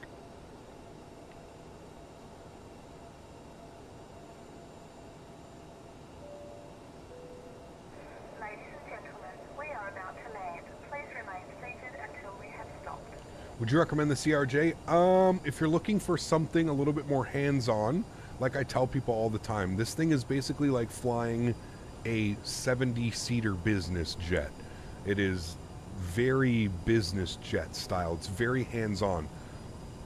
Like LJ was saying, no auto throttle, no auto brake, no auto land. So you're very, you know, you're dependent on your flying skills. So if that's what you're looking for, absolutely, dude, it's a great airplane to fly. Gear down. Go flaps 8 degrees. There comes the gear down. I mean, look at those visuals. Delicious. LJ, thanks, man. Appreciate you, dude. Just want to tell you good luck. We're all counting on you. Thank you. Appreciate you as well, man. LJ, thank you, dude. Cool. We're looking good. Let's get the rest of our lights on. All set there. Start bringing our speed back a little bit. We're at 6.5 miles now. Let's go flaps 20 degrees. Start bringing our speed back down for final approach speed. I see an airplane just on the runway, probably vacating off. Great. I think we did really good with our separation there, guys. I think we did a really good job with separation on that one. All right, let's go flaps 30 degrees. Turn the sounds up.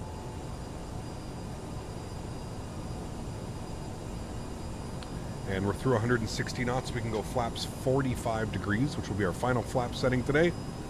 And again, we're looking for about 136 knots on our VREF.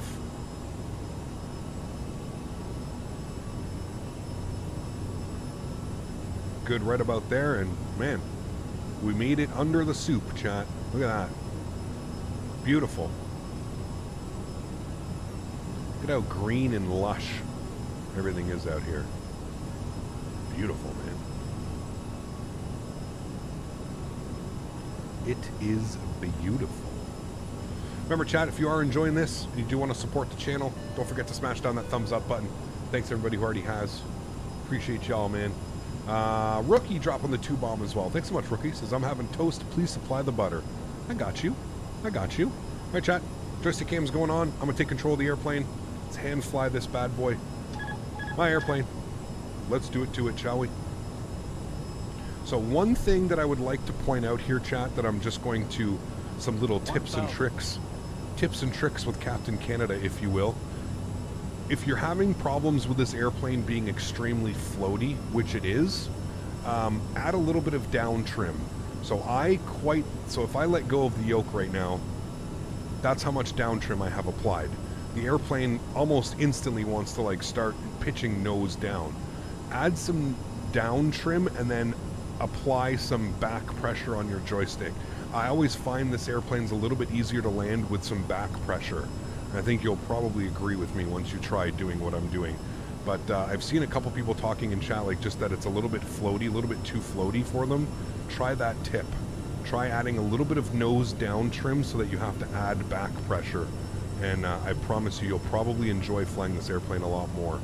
Makes it a little bit more less floaty on landing. Anyways, let's pay attention here. We're getting bumped around. It is windy. Holy. 400. Got engines at 1,000 feet. No, but about 50 feet you can go idle in this thing, and you should be fine. 300.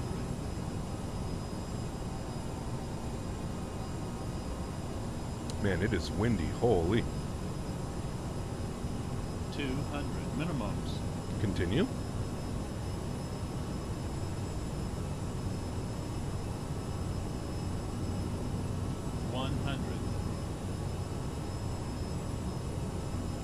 Start moving 50, to idle. 40, 30, 20, 10. Reversers, nose down gently. Oh, chat. That one was a good one. A little bit floaty. We're in an RJ. It's okay. Acceptable.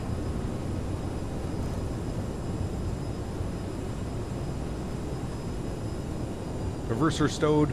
Ladies and gentlemen, welcome down to Sacramento. Sheesh. I didn't mean for it to be buttery, chat.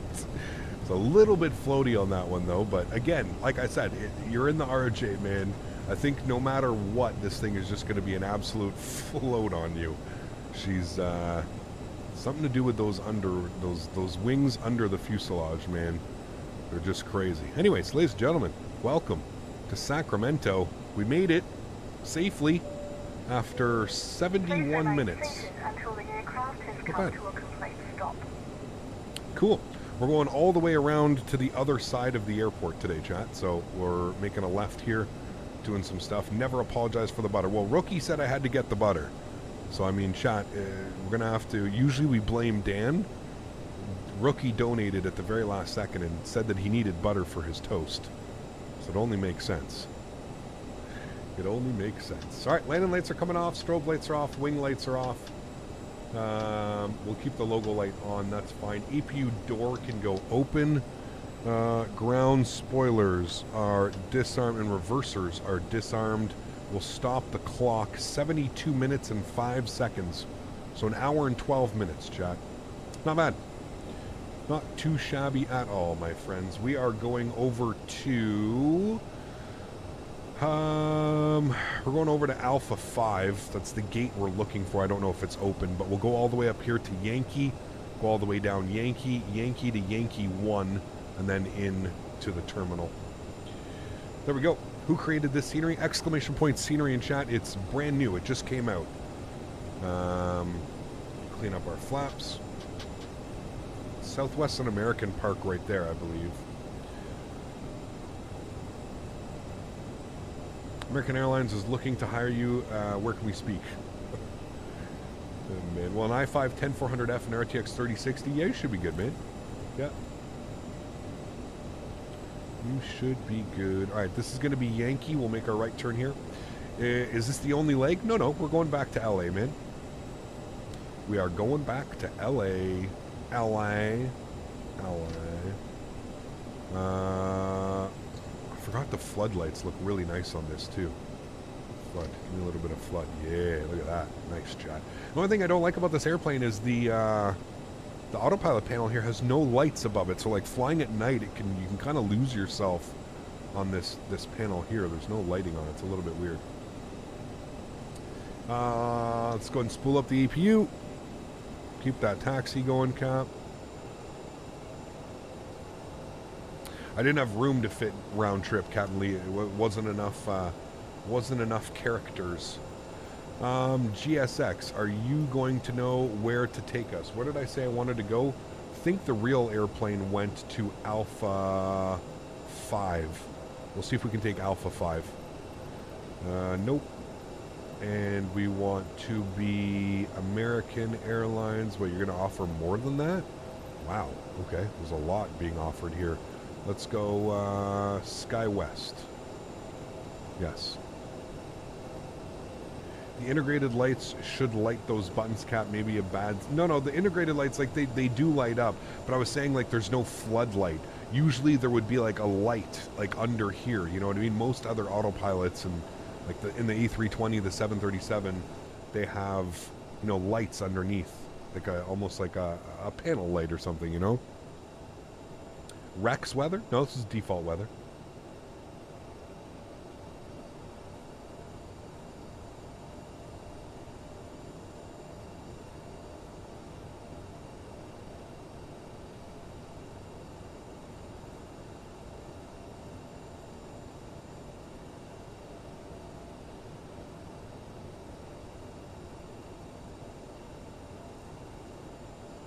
Southwest Frontier, Spirit, JetBlue, Alaska, Hawaiian, International carries at B, at A. There you go. Cool. Thank you. This is Yankee 2. We want Yankee 1s. We're going to keep going here. What are my traffic settings like? A lot of the traffic stuff is turned off because we fly on VATSIM. So, yeah.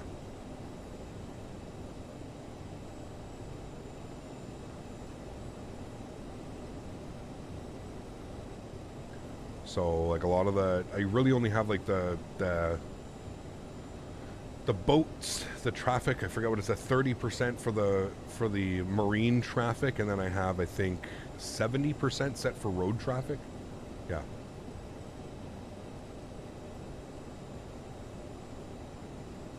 I'm not sure, LJ, I'd have to check. Yeah. 330 Sacramento Hawaiian ops could be an option. Do they fly into here? I don't even know. Don't even know. Funny, your FS LTL had you in United livery CRJ? Probably just because we're flying Skywest. It probably doesn't know the difference. Skywest operates for American Eagle. Skywest operates for Delta. So it really depends, you know. Sorry to be very consistent with OBS and flows and stuff. Super intense sometimes. Definitely can be, yeah, for sure. Heard some people yelling outside. Thought it was the passengers for a second. Do you turn off all your static aircraft traffic? Yes, for the most part, yeah, because we're flying online, right? So the only things I want to see are other traffic, you know. All right, Alpha 5 was the gate we were going for. All the lights are off. APU is on. I see a green light up there, so that's good. Skywest does United, Delta, American, and Alaska. See, there you go. All right, we said we wanted Alpha 5. This is Alpha 4. There's Sasha with his broken landing gear. I don't know what's going on with that today.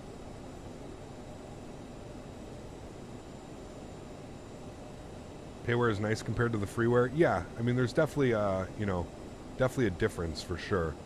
I just don't know if I can. The price tag for the scenery is a little bit much. It is nice scenery, don't get me wrong, and performance is good, but it's, yeah, I don't know.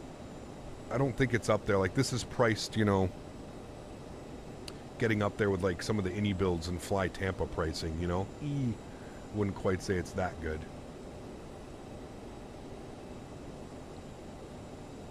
Hopefully somebody will make a GSX profile for the airport as well.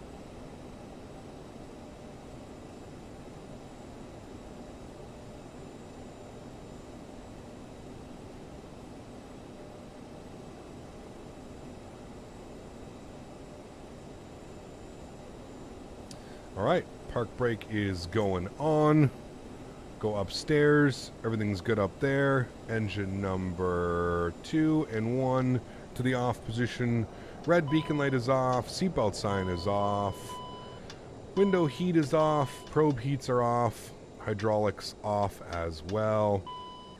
Ladies and gentlemen, welcome down to Sacramento. See, when you don't have a GSX profile, look at how far it puts you over the line. Again, all I was doing was following the GSX on that one, so it makes no sense that it puts us that close. But we'll request deboarding. Here comes the jet bridge. I don't even know if the jet bridge can reach us because of how far back it sent us. But that's kind of the problem when you don't have a GSX profile. This is the kind of stuff that happens. Unfortunately, does weird stuff. So, sweet, cool. That was a great first flight. If you didn't hear or you didn't know, we are doing the return leg to Los Angeles. So we'll go ahead and set all of that up now together. Let's get some tunes jamming, shall we? Get some tunage going. Got some nice jazz for you guys today. It's Sunday. It's whatchamacallit. Gotta open up some doors. Sorry. It's daylight savings time. So we're being a little bit nice and smooth jazz today, chat. Nice smooth jazz. Okay, let's plan for the next flight, shall we? That can go. That can go. Okay, we are going from SMF, KSMF, over to KLAX. Good. And we are going to be... Who are we going to be? That'll be a good call sign. New flight.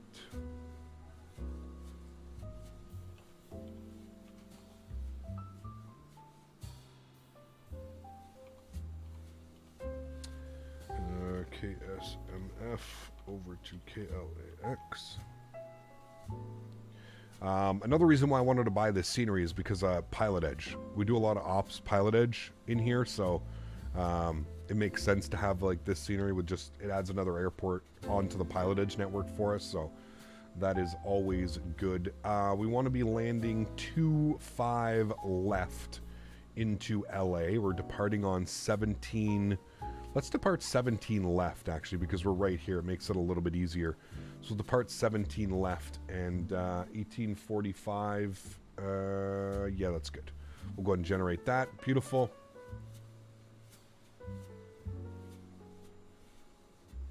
Sweet. That looks good. That looks good. That's all good. Awesome. We'll fire off our flight plan. Then we'll get right into programming for the return flight. Was want us up at 36,000. That is good. Beautiful. Close that. Wonderful. All right, cool. Let's go ahead and disconnect from VATSIM quickly. Get you on. Captain, all passengers have left the plane. Okay, cool. We're back with our proper call sign. Let me go ahead and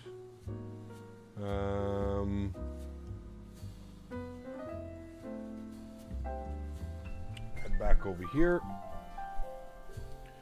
We can go ahead and swap out our flight information. Finish flight, good. Let's go ahead and flight planning, load CRJ-7.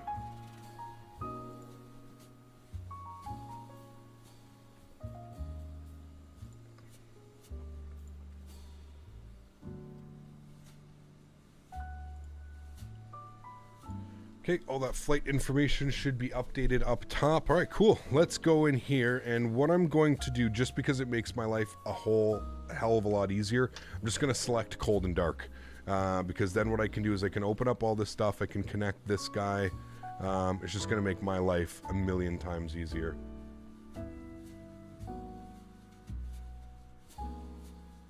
Open, open, open, connected. Okay, good, cool. And then that way it kind of just resets the airplane. The airplane can be a little bit buggy if you don't do that, kind of reset it. So what I'm going to do as well is I'm going to go GSX, and I'm going to restart the Kutal script. All right, let's get our battery master switch on. We'll go ahead and get the AC on. It's going to say gear disagree. I don't know why it does that as well. That's good. That's all fine. Keep the jazz going here while we're playing around. Nav and logo lights can come on. Logo lights can come on. That all looks good. We'll get you on. Good. Recirc fans on. Window heat to low. No smoking on. Emergency lights armed, and we'll leave that like that for overhead for now. Good. Let's come over here. Let's go to our performance tab. On the zero fuel weight on the return flight, we're looking for 280444. Good. We'll enter that in. Beautiful. And then for return fuel, we need 4076. So we'll plug that in, and we'll enter that in. Good. We're going to set payload in simulator. We'll set that twice. Good. Wonderful. Cool. Let's come down here to the FMC.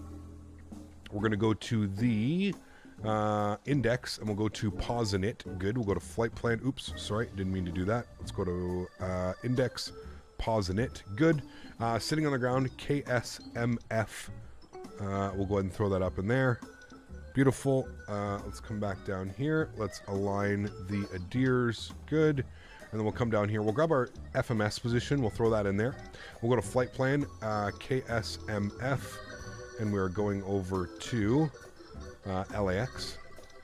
Of course, KLAX. Good. Our alternate airport is going to be Vegas. Interesting. It's not... I thought it was going to be Ontario, but it's going to be over to Vegas to visit Smitty if we need to. Skywest is our call sign. 3183 for this leg. So we'll go ahead and throw that in there. Beautiful. We'll execute that. Wonderful. Cool. Let's go to our departure page. We are planning for the... What are we planning here? For the Foothills 3 departure. Foothills 3 departure out of runway 17 left. And we're going to take the Foxtrot Romeo Alpha transition. We'll go ahead and execute that. Good. Let's go to our flight plan. We'll go next page from Foxtrot Romeo Alpha. We're going direct to Redberg. So we'll throw that in. Redberg. Good. Did I not spell that correctly? Correct. I did not spell that correctly. Reeb. Chat. Reeb. RG. Good. Execute that, and then we're going to jump on our arrivals.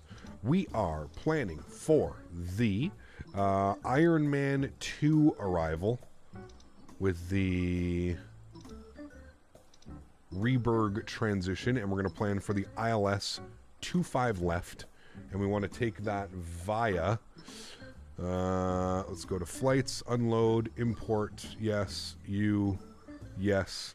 Ironman 2, that's going to take us out to Gatto, and then from Gatto, we're going to go to LX, we're going to go to approach, and we're planning 25 left. We'll pin that. We want it not via Circus, not via Seaview, probably Gate or Honda if possible. Is Gate or Honda in here? Hey, it is. Let's take it via Gate. That'll give us a nice little turn in. Cool. Sweet. That looks good to me. I'm happy with that. We'll execute that. Wonderful. Let's go to the legs tab. Let's scroll through here. Let's get some discontinuities taken care of, shall we? Execute that. That's all good. That's all good. That's all good. Vectors. Gate. Execute that. Wonderful. Let's go to our performance tab now. We're going to go with a flex temp of 50 degrees once again. And we'll select our... We'll go copy perf init data to FMS. Wonderful. If we come down here, we now go to our Perfinet data. We should see our 0 fuel weight, 28044. Good. Wants us up at flight level 360, 36,000 feet for the return flight. We'll execute that. VNAV setup should be simple, same as always. Transition 18,000, 250 at 10, 290, and or Mach 0.74 on the climb. That all looks good to me. That's good. That's good. Wonderful. Cool. All of that is set now. I'm happy with that. Let's go to GSX. I'm going to... okay, GSX.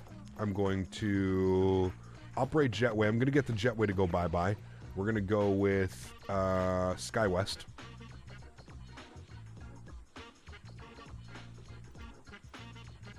Okay, there goes the jet bridge. Beautiful.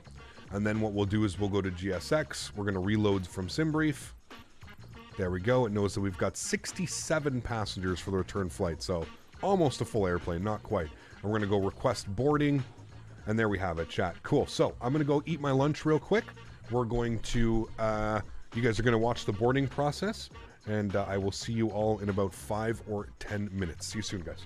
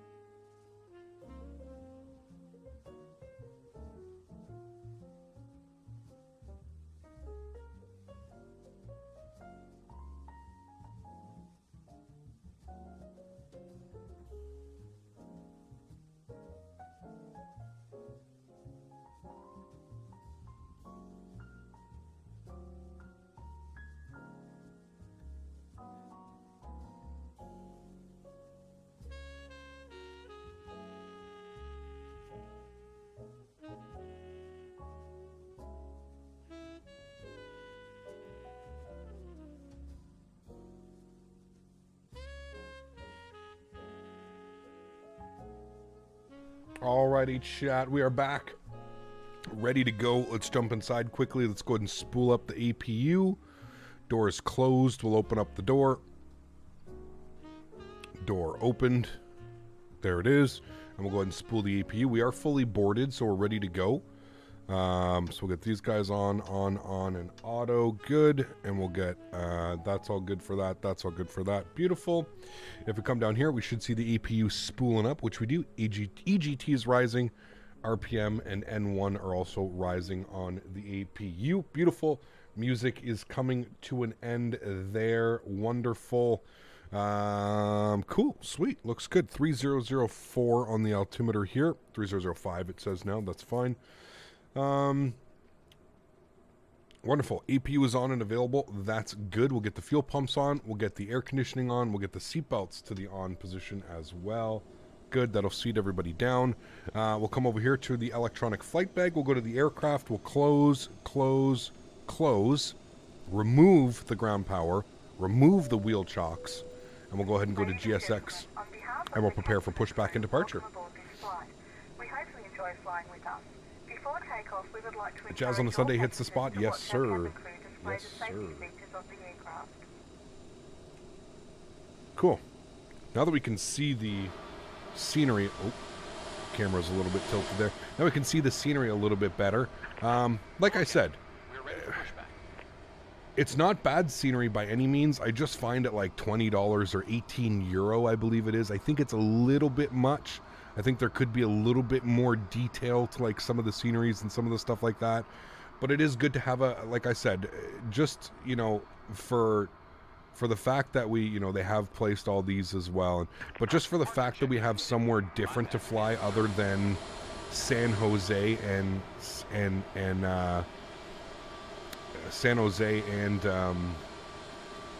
Francisco, I think it's worth it. You know what I mean? So, did you see the Tolos A320 just dropped? I believe it comes out on the 20th of March, Jacob. Unless they put it out today, but my understanding was it was coming out on the 20th of March. But yes, it is what it is, man. It's an A320 Neo. I've been flying an A320 Neo for the last 2 years for free on Microsoft Flight Simulator. So, kind of difficult to get me excited about an A320 Neo, if I'm being 100% honest with you. If I want to fly an A320 Neo, I can do so for free in Microsoft Flight Simulator. So, yep, there's that. And, yeah. That's kind of where I stand with that one, man. How are you liking SMF? It's not bad, Sean. It's not bad, man. Yeah. Flew out of Tucson. We just flew out of Tucson like a week or two ago, I think. Yeah. GSX, do I have to do anything else? Do I have to, for some reason, you're going to make me continue pushback? Continue pushback. We want to go tail to the left. Release parking brakes. Let's see where this takes us. Park brakes are released, chat. Commencing push. All engines clear. Start at will. Beautiful. Sounds are going up. Let's go. Engine ignition continuous switch is on. Beacon light is on. And we'll go ahead and spool up engine number 2. Come down here. N2% rising. Looking good. What's the plane for tomorrow? We're going to be in this airplane again, the CRJ-700. We're going from Denver to Jackson Hole with United Skywest. Yeah. Do you notice the pack/jetway problem with the CRJ? What do you mean, Yaros? You just can't, you have to introduce fuel. You just have to, you can't operate the jetway beforehand. Oof, look at that. There's a Delta connection RJ right there. Ooh, that's sexy. That is sexy, chat. Is that a 900? Or is that a 700? That might be a 700. That looks like a 900, though. Looks a little bit longer. Denver to Jackson Hole and back, you got it. Yeah, you just don't operate the jetway before you get the passengers and stuff. I'd even take a 340-300 if they didn't want to step on laminar, but went with a 320 Neo instead. Yeah, I don't get it either, Kevin, but that's just me. Just watch the landing replay gate. Great landing. Thanks, Steve. Appreciate it, dude. Let's go ahead and engine number 1. That is a 700. Okay, cool. Set parking brakes. Set. Again, looking for about 21%. LJ, when do you guys introduce fuel? 21%? 21, 22%? We would also like to remind you that you should turn off all electronic devices. We thank you for paying attention during this brief presentation. Let's introduce fuel. Idle. Jones, what's up, my friend? At 20%? Got you. Going to get Subway, you'll be back? Nice. What are you getting? Chicken bacon ranch. I always get the chicken bacon ranch. But I replace the ranch with honey mustard. So it's chicken bacon honey mustard. Lettuce, onions, green pepper, cucumber, salt and pepper, banana peppers. Sold. Oh wow, another 320. Man, it's if we already didn't have enough of them. Tow truck disconnected. It is what it is, man. It is what it is, dude. Left is clear. Right is Right, clear. looks like we've got 2 good and stabilized engines. I'll bring those to idle quickly. They're just slightly above idle. Good. Let's go ahead and kill. Ignition switch can go off. APU can go off. We'll get the window heats on. Probe heats on. Everything looks good up there. We'll go ahead and make sure that our flaps are set to 8 degrees. It sounds so good, honestly. I usually get the Subway Club. That's a good one, too. Yeah. Sweet onion chicken teriyaki Italian herb and cheese. Yes. Also slaps. Great one. Yeah, 100%. Okay, let's make sure that our stab trims, mock trims, yaw dampers are on. We'll arm you. Upstairs. Taxi light on. Everything looks good. APU door closed. And we are set to go. Trim value 7.4. There's 7.4 on the trim value. And we've got 10,000 initially plugged in and runway heading selected. Beautiful. Park brake is coming off. Let's go ahead and taxi forward here. We're going to go out at Charlie 2 and we'll go Delta all the way up. So next right at Charlie 2 is where we'll go out. You should do bacon, lettuce, oil, mayo, black pepper toasted though. Has to be toasted. See, I don't do toasted. If I get a toasted sub from Subway, it just destroys the top of my mouth, man. Like, I'll just be, yeah, the top of my mouth just get absolutely destroyed. Hey, Cop, not sure if you saw my message earlier. Sorry if you answered. For some reason, the CRJ camera views don't work in the Discord. Yeah, Jerome, you know what's funny, man? So I did a fresh install of this airplane. My install path got all kinds of messed up. I had to do a fresh install. When I went to go pull my cameras and put them in, nothing worked. I don't know either, Jerome. And then when I tried to copy my camera views from the 900 to the 700, nothing worked either. I had to go through and do it. So if you don't know how to do it, there's tons of great tutorials up there. Go and look for it's going to be Microsoft Flight Simulator custom wing views. There's tons of tutorials out there. Tons. Yeah, it is a gnarly looking sky. We're going to get out right now before this pushes in, to be honest with you. Let's get the hell out of here right now. Yeah, 22-inch Philly when I was in Philadelphia this past February. Mushroom, sweet pepper, movie theater, nacho cheese, avocado, bacon. Damn. That sounds unreal, actually. Okay, got you, Jerome. Yeah, man, I'm sorry. I don't know. I don't know what's causing it, man. I really don't know what's causing it. Like I said, they wouldn't even work for me, man. So, yeah. Was hoping we'd be flying the 330 by the weekend. Yeah, I'm hoping next week, man. I really don't know, though, dude. I really don't know anymore. I mean, yeah. String Bean, what's up, man? Good to see you, dude. Welcome aboard. Hope all's well.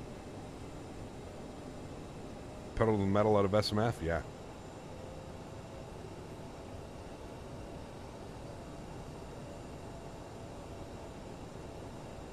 Crazy that we're flying in California and this is the weather that we're seeing.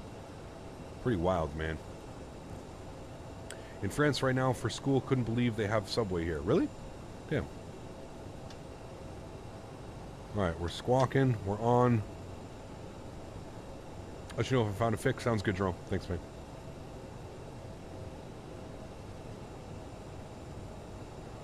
Alright, chat. Look at that sky. Wow. Raining over there. A little bit. Looks ominous. I've overlooked this scenery. Yeah, the whole state is under national emergency floods. It's crazy right now, man. Yeah. Very cool, Johnson. Very, very cool, man. Southwest taxi. Yeah, what do we got going on? We were like 21 knots a second ago. Trying to get out of here while we have a nice little clear sky for a second. Ciao, what's up, my friend? Good to see you, dude. Can we try the new Tolos A320neo? Probably not, if I'm being honest with you. Yeah. Probably not.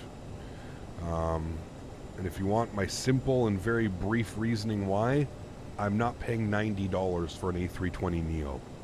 I can get an A320neo for free in Microsoft Flight Simulator. I know that it's a different simulator, but it's still an A320neo, so if I'm ever really craving to fly an A320neo, I can just go do it for free. That's way too much money, man. I'm not trying to be rude on X-Plane or Tolos. I understand developers need to make a living. Developers they deserve to be paid for the time that they spend, but that's too much, man. $90 for a single variant of an A320. I hope that's not what the future holds for X-Plane, man, because my goodness, that's scary price point right there. Strobe lights, wing lights, landing lights all to the on position. Does that include tax? No. So for me, it would be probably close to $110 Canadian. Robbie, what's up, my man? Good to see you, dude. You're in Mexico, 30 plus. Damn, you are lucky. You are lucky. Oh, look, they even did a huge Amazon hub over here. Holy shit, Chad, I didn't even see that. Oh, we may have to do some Amazon air cargo. Look at that, dude. When the hell did they build this thing? That's badass. I didn't even see that in the scenery. Okay, maybe the scenery might be worth it a little bit more and more, chat. The more we explore, the more I might realize the scenery might be worth its price tag. All right, joystick cam's going on. Let's go, my friends. Sounds are up. Let's get it, shall we? Let's look down here. Let's hit our little toga button. Good. Throttle's up to 40%. Good. Chrono. Set. Good. Let's go, friends. Toga. Takeoff power is set.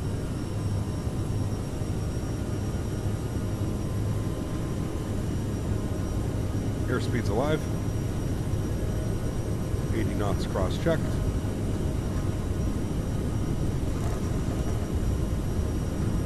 V1. Rotate. Positive rate. Gears going up.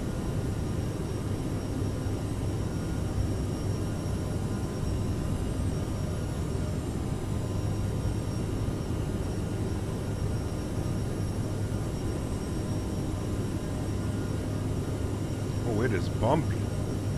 Sheesh.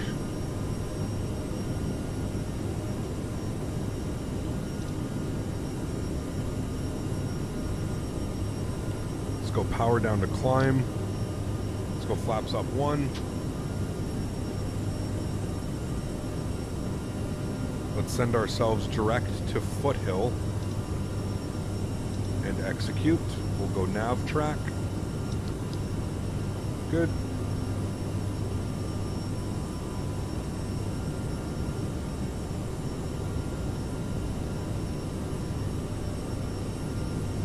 Look at that, chat. Beautiful. Nice departure.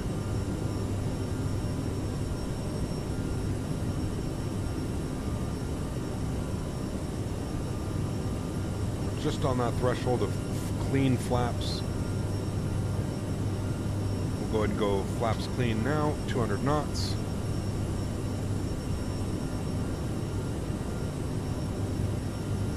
Bumpy, man.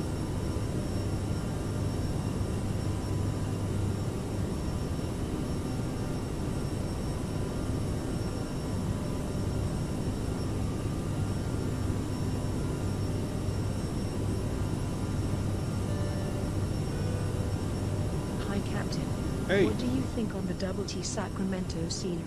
Not Sorry, bad. I haven't been able to view much of your stream today. No worries, dude. Cheers. Logo lights, wing lights, taxi lights off. No problemo, Mohammed. Thank you very much for the $5 donation, my friend. I appreciate you. It's got Autopilot 1 on chat. It's not bad. It's not the best scenery that I've ever seen, but it's not bad by any means. I think it could be a little bit. I think it could be priced a little bit better, but for the most part, it's not bad. I would give it maybe a 7.5, 7.5 out of 10, 7.5. Hopefully they'll come back and add some more to it and kind of make it, have a little bit more character, if you will. But it's not bad. It is definitely better than default. It's definitely better than the freeware that's available up on flightsim.to. So there's those things. 36,000 feet today, chat, for cruise altitudes. We'll plug in 36,000 now. Good. Wonderful. 12 to 15 USD, yes. Does this thing have auto throttle? No, it does not. Nope, nope, nope. Atmospheric river clouds. Pretty crazy right now. Crazy to think this is the weather in California, right? Yeah, no, I agree, Tom. Definitely better than default. Hey, Cap, sorry I missed the response earlier. I love the streams. Never a dull moment with CC. What model brand is my USB hub? That's a damn good question, Larry. Hold on. Let me check.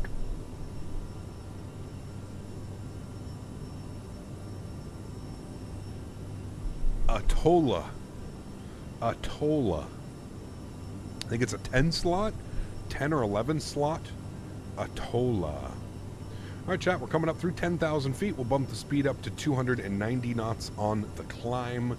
Beautiful. Do I use Volanta? I don't, unfortunately, no. Oof. Chat. Oh my goodness. Wow. Landing lights can come off. I'm obviously keeping the seatbelt sign on for now. Because, yep. Seatbelt sign stays on. Look at those views, man. Wow.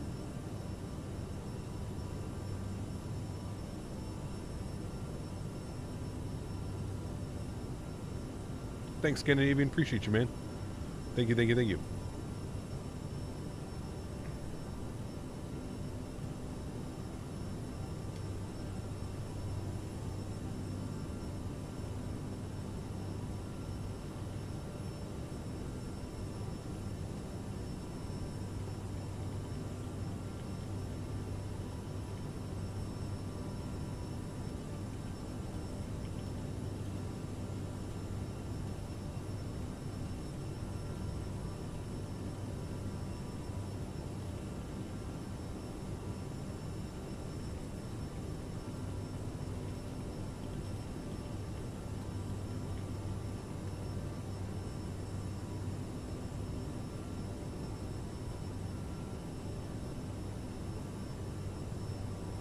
When you come to YYC, Ravi, how are you, man? I missed what you said. Sorry, what did you say about Kevin? You said something about Kev. Kev's down there with you too? That's awesome, man. I haven't seen you guys in a while in stream. Why are we climbing so heavily? Okay, there we go. When do I come to YYC? I don't know, man. I don't know, dude. This year is going to be busy, man. This year is going to be busy. The engine sounds seem repetitive.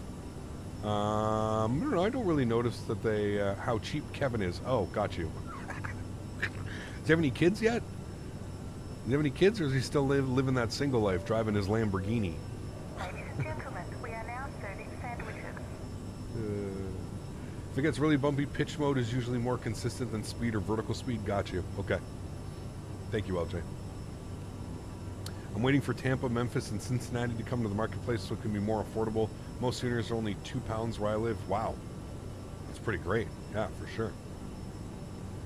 Did you ever get your flight plans nailed down for the expo per Thrustmaster, IH, or Houston? No, Husker. Sorry, man.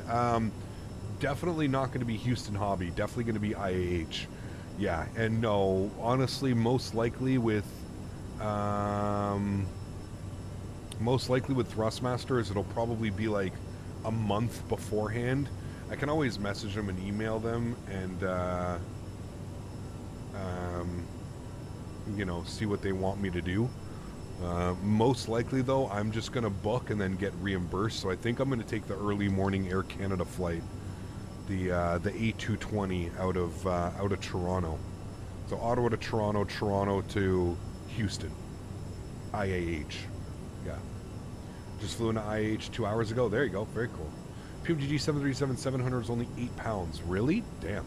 That's crazy. Well, Ravi, that's usually what happens to people with money. The reason why they keep their money is because they're stingy with their money. That's usually how the world works, right? People have money because they keep their money, and they're good with money. That's it for sure. Not the 777. I may try and do that one, Huskers. The only thing that scares me, Huskers, is flying into Newark. No, he doesn't drive a Lambo. I was just joking. You'll be staying at Hobby and you're staying at the Marriott. There you go, rookie. Nice. So you're going to make it as well. Awesome. I think I knew that, actually. I'm excited.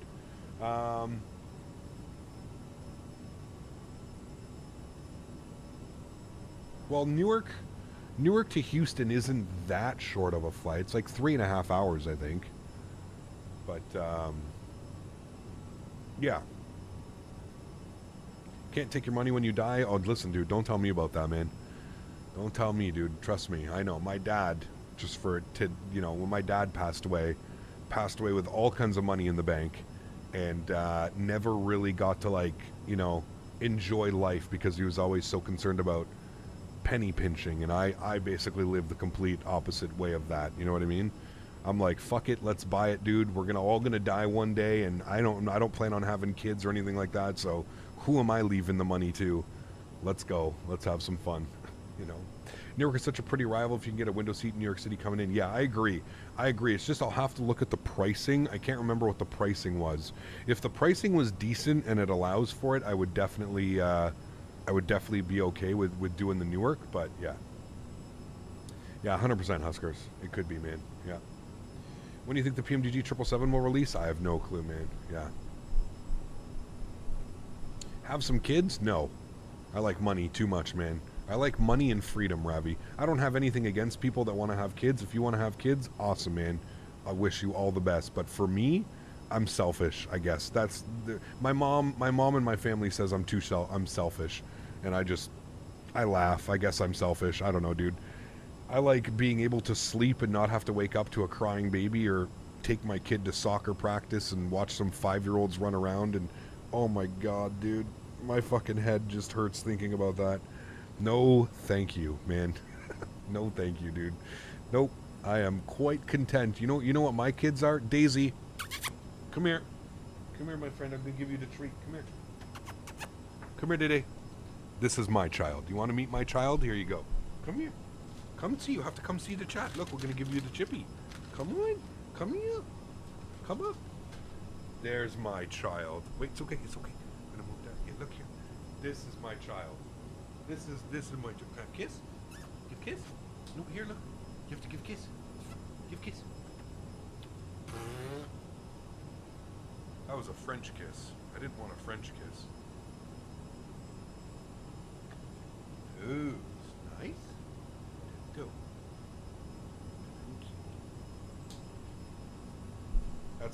That's my child right there.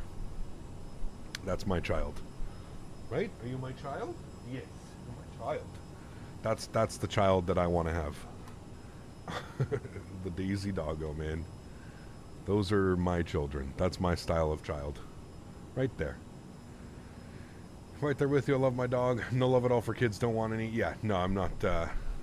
It's not that, like I said, man. Like, I don't know. I have, I have nieces and nephews and cousins and that are younger and stuff, but it's just not. Yeah.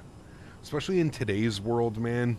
With all the pronouns and this and that and everybody going around and oh my God, dude, no thanks, man. No thanks.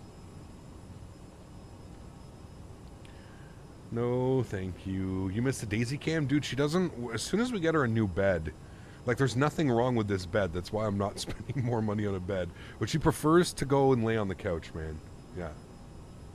Nope, absolutely not, Ravi. Nope, that's my daughter right there, Daisy May.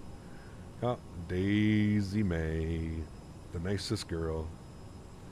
Uncle Canada was what they call you. There you go, man. Maverick, my man.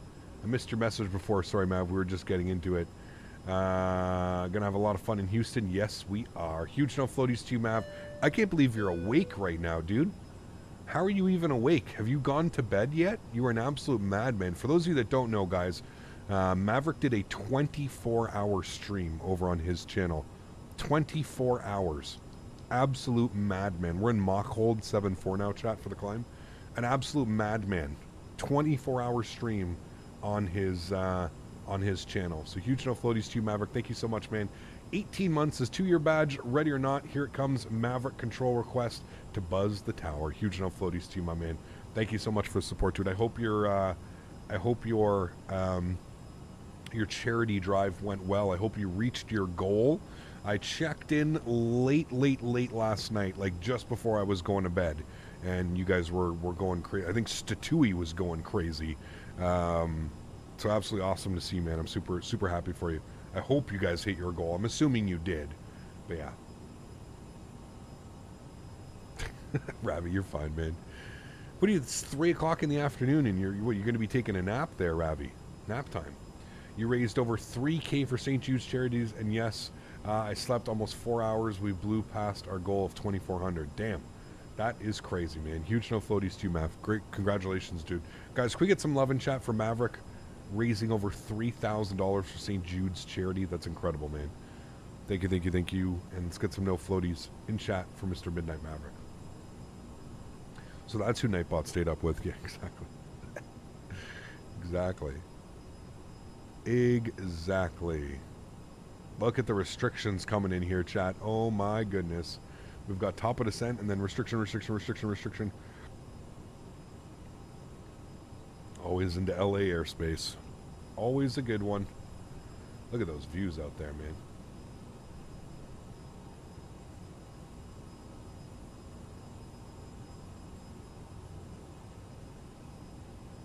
Your first flight on Flight Sim would probably be a pretty long one. See, I prefer the little short flights, to be honest with you. Everybody's going to have their own opinion, right? But I prefer the little short flights because, to me, like, the streams are more interesting when you can watch somebody do, like, you know, 2 or 3 takeoffs and landings in a stream. I get it. The long hauls are also fun in their own aspect because there's a lot of build up, right? There's a lot of pressure to, like, have a nice landing by the time you arrive and stuff. But I prefer just the shorter hauls. But that's me, right? That's it. You know, Kat, my aunt is a grade 8 teacher, and she says she has a bird in her class that needs to go into her nest back into the corner when she is stressed. Very cool. Thank you for telling me that. Yeah. Satui is the madman. He is, man. Yeah. I agree. More takeoffs and landings. Cruises, man. Got a bolt. Need to do the grocery shopping. Sounds good, Les. Les, we should grab lunch this week. Yeah, Les, if you're still here. We'll meet at, what the hell was that place that you were showing off last week with all that nice barbecue meat? We'll do lunch this week, if you're down. My girlfriend wants a kid, and I'm like, the only kids I have will always be my 3 dogs. Those are my only kids I have. 100%. 100%, man. Cap, I might be your twin. We got super long flights. Nice, Reggie. Nice. Restrictions cause mountains and LAPD choppers. Yeah, exactly. All the choppers out there, man. It's insane, dude. I'll be able to join tomorrow streaming from the TV in the bedroom at your Airbnb. Nice, John.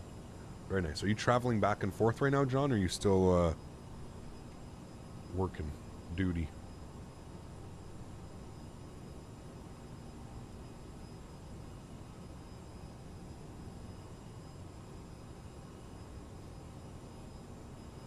Nice, Mav. Well, you can come home and sleep after, right? Are you back, back to work tomorrow? So hopefully you can get to bed at a decent hour tonight. Captain. Hey! Does the CRJ get a solid recommendation from you? Would you consider it high fidelity? Cheers. I would definitely, yeah, I mean, I would definitely say it's high fidelity. Every button works, everything does something, all the systems are modeled as far as fuel pumps and electrical and pressurization and air conditioning, and yeah, everything works. Anti-ice, and I would say it is. Yeah, I would give this airplane probably about an 8 out of 10. I think it's a whole lot of fun to fly. I think if you're looking for something a little bit different other than a 737 and an A320, it definitely offers something fun to fly. very unique and quirky in the CRJ design. But yeah, I enjoy it. I enjoy it, man. About to land at NZAA in a few moments here. Nice. Enjoy the arrival, man. What is the function of the yaw damper on the 7.3? The yaw damper? Well, it's exactly that. It dampens the yaw. Which is exactly what it is. Thanks for the 5 bones, Muhammad. Appreciate you, my man. Huge no floaties, dude, and hopefully I answered your question. Finished my unit and installation out processing except for the final out and signing out on leave. Nice. When are you going to fly the Mad Dog? Good question. I don't know, Al. Good question. We should add that one up onto the roster now as well. Yeah. For the expo, it seems like Houston was a bad place to host it. Everyone is going to spend more time at the restaurants. Yeah, Texas barbecue all day. 100%. 100%. Nice, Steve. Nice reference.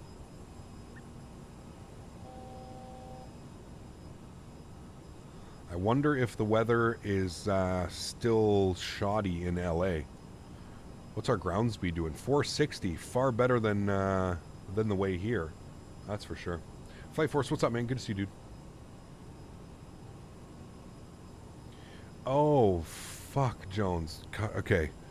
Man, my bad, dude. I actually thought you were actually telling me that, like, your aunt had a bird. Like, I thought you were being legit. I did not understand that that was in the context of us talking about pronouns. Okay, this makes a whole lot more sense. Thank you for clarifying that, Jones. Dude, I was so confused at first. I was like, did this man just really tell me that his aunt has a bird? Oh my god. Okay, it all makes more sense now. Thank you, Jones. Part of the problem with streaming and like reading every chat message is sometimes my brain goes this way, sometimes my brain goes that way, and sometimes I remember that I have to focus that I'm actually flying an airplane. So that's pretty funny, dude. That's so the kid in her class has a pronoun and thinks they're a bird. So the kid in the class has a pronoun of birds. Holy macaroni, man. Could you imagine, dude? This is exactly why I don't think I could ever be a teacher either, by the way. I don't think I have the patience. Smitty could probably agree. I barely have enough patience to teach my friends how to do flight sim stuff. Oh my goodness. You're seconding that? It's Mad Dog time soon? Yeah, we'll jump back in soon. Someday soon. We really screwed up. We did indeed. School set up a nest in the back of the classroom for the bird in the class. Ay, man. This is the world we're coming into, dude. You know what happens when I was growing up as a kid and I told my teacher that I wanted to be a bird? Do you know what I would have been told? Kyle, smarten up, stop being stupid and silly, and sit down and pay attention. That's probably what would have happened back when I was growing up in the 90s and 2000s. Now, someone says they want to be a bird, it's, okay, hold on, we have to go build them a nest in the back of the classroom so they feel safe and warm. I'm telling you, dude, we are headed down a scary road, chat. We are headed down a scary road. You're actually a good teacher in this setting, Greg, for sure. But, like, one-on-one, I don't know, man. They would be fired and sued for saying that today, which is crazy, man. Yeah. Just taught high school math for a decade? Damn. That's impressive. I always have some, listen, man, I will say this. Now that I'm older, I have a lot of respect for teachers. I was not a good student, as you guys can probably gather if you've known me for a couple years now. I was not the model student in elementary, high school, whatever.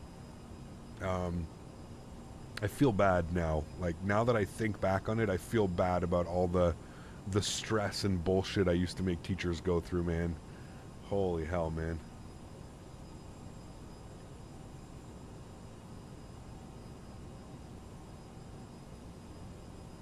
Oh no, I totally believe you, Jones. I totally believe you, man.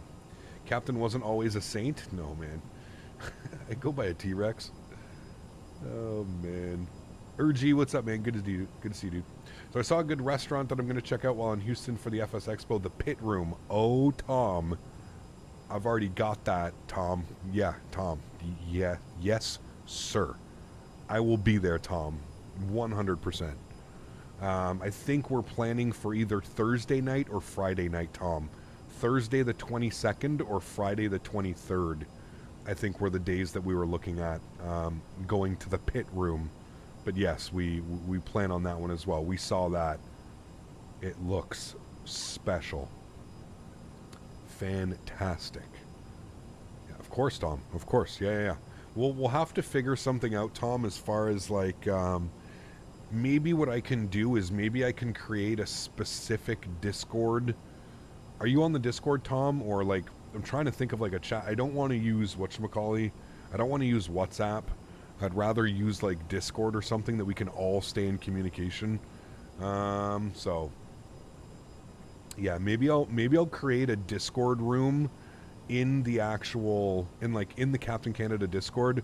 Maybe I'll make a specific room where anybody that's going to the expo, we can kind of just post in there and we can kind of figure things out, because obviously I don't think we're all going to be able to make certain, like I'm going to have dinners that I'm going to have to go to, you know, with Thrustmaster and maybe with a couple other sponsors and stuff that are in town.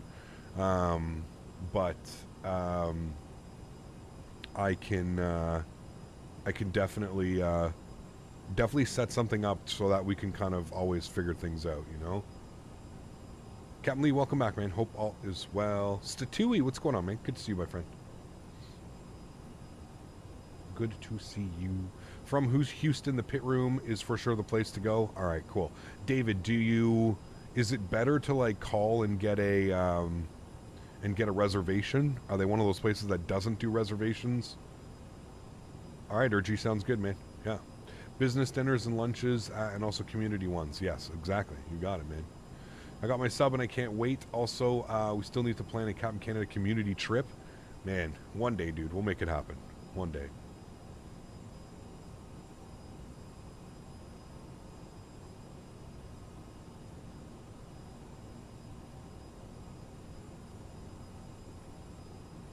I was just thinking about that. Dan, that's like kind of what I was talking. I was trying to figure out in my brain how we could do this without the whole Discord wanting to join and just convoluting everything. So I definitely agree with you. We'll have to figure something out. Yeah. From the times I went there, the lineup before open for lunch, I haven't been for dinner. Yeah, that's kind of what I was concerned about. David, is it one of those places where they only have X amount of meat, and once they're sold out of X amount of meat, that's it? You know what I mean? Yeah, well, we'll have to figure that one out. Sammy, what's up, man? Thank you very much for the gifted membership to the channel. Huge no floaties to you. Whoever got that gifted membership, it looks like it went to Winter Splash. Please make sure you say thank you in chat to Sammy coming in with the gifted membership. Thanks so much, Sammy. Appreciate you. Carlin, how are you, my friend? All the way from New Zealand. Good to see you. What is this Discord thing? Don't worry about it. I'm just trying to figure out a way for everybody that's going to the expo to stay in contact with one another. Yeah. Park Avenue barbecue is also pretty good. Okay. Only certain amount for the day. Once sold out, you got to find something else on the menu. Oh, man, that's scary. That means we got to be first come, first serve. 100%. We need to be standing in line, ready to go. Maybe we'll stop at Walmart and get some little, some foldable chairs. We just put in our verification, take a screenshot of the expo registration minus personal info to get in. True, but here's what I'm, like, Steve, we'd have to manually go through. Like, manually go through and accept people. I just feel like that may be... Now, I don't know how many people are planning on going, but I feel like if we have to do that, manually accept every single application, that could take a while. And I just don't know who would be willing to help out with something like that, you know? Dan and I will figure it out. We'll figure something out, but yeah. We will for sure, man. During Camp Canada, I'm bringing the most important stuff. Exactly. Wink, wink, nudge, nudge. Carlin, what's up, man? Thank you very much. Oh, wait, no, you're getting a gifted membership. Sorry, I thought you became a member. Tyler, thank you very much, man. Gifting 5 members to the channel. Huge no floaties to you, my friend. Thank you very, very much for supporting the streams. That is extremely kind. Thank you very much. Really do appreciate that. Guys, if you just got a gifted membership to the channel. Huge no floaties. Make sure you say thank you in chat to Tyler. Tyler, thank you very much, man. I appreciate you. Yes, Tattooey, you missed it just before you came in. We had a huge no floaties parade, and I was letting everybody know that Maverick had a 24-hour stream and he raised a ton of money for a charity. So very, very, very cool, man. Yeah. I should be going to the expo either with my scenery team or alone. Not sure yet. Sounds good. I think all the booths are taken if you wanted to get a booth. There might be a couple more booths, but I think for the most part, a lot of them are there.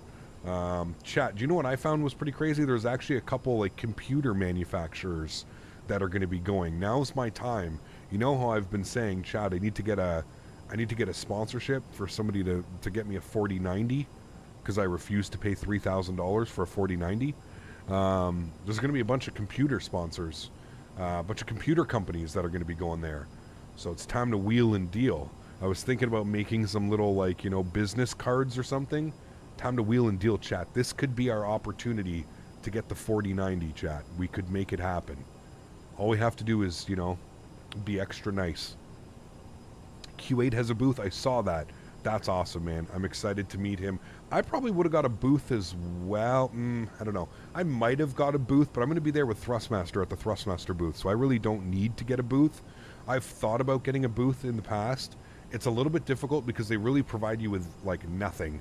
And because I'm traveling so far away, like, man, it's impossible for me to bring, like, my computer or a desk or chairs or anything, right? So it makes it very difficult. I still don't know exactly how it's going to work. So still on the fence about the expo. CVG to IH is $500-ish on United. Yeah, that's not bad, but you have to bring everything, Tom. Yeah, it's crazy. And me coming from Canada, that's just not possible. You know what I mean? Like, that's not... How am I going to bring, like, a desk and a computer and, you know, all this stuff? It would end up costing me $10,000, you know? Cap, if you lead a march from Thrustmaster to the computer booths with all of us, you'll get a 4090.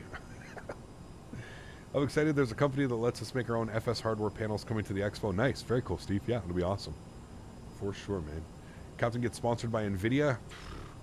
In a perfect world, man. Paid $1,400 for 2 fares through Southwest. Ay, ay, ay. That's a lot. Wow. I mean, yeah. I mean, it's $900 for me round trip, rookie, just by myself. So you're right, actually. That's not that bad. We're pretty much coming from, like, the same distance. Just you're West Coast, I'm East Coast, you know? So a booth or a 4090. Yeah, exactly. Definitely going with a 4090. Hey, Cap, do you follow the cruise level that SimBrief calculates, or do you adjust it yourself? It depends, Captain Ray. I would say 90% of the time I just go with what SimBrief gives me, but I also check versus the real flight. So here is the real flight, for example, and you can see that the real flight went up to, looks like they actually went up to 35,000. You know what? I'm actually kind of confused why they wanted us at 36. We should be at 35. That's weird. You can see the real flight went up to 35 and then descended and went in. Where did the real flight land? Did they land them? Oh man, that's a taxi and a half. So they did make them land on 2.4s. Now we're going direct to the 2.5s and then quickly out over to our parking spot back over there. But yeah, you can always check on there as well. It'll show you what altitude they went up to and stuff like that. Kev was connecting at YYZ good. Thinking about coming to the expo. Yeah, I mean, you connect wherever you can, right?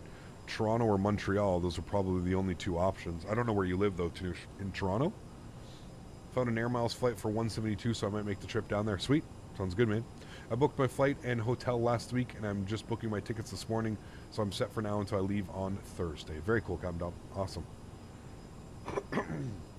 Where do you put the course in the ILS frequency in the CRJ? So ILS frequency goes down here in your nav 1, and then your course goes here. Here's your course dial, but you can only set your course once you're on the nav source of nav 1. We're on FMS 1, so the airplane is following the FMS routing right now.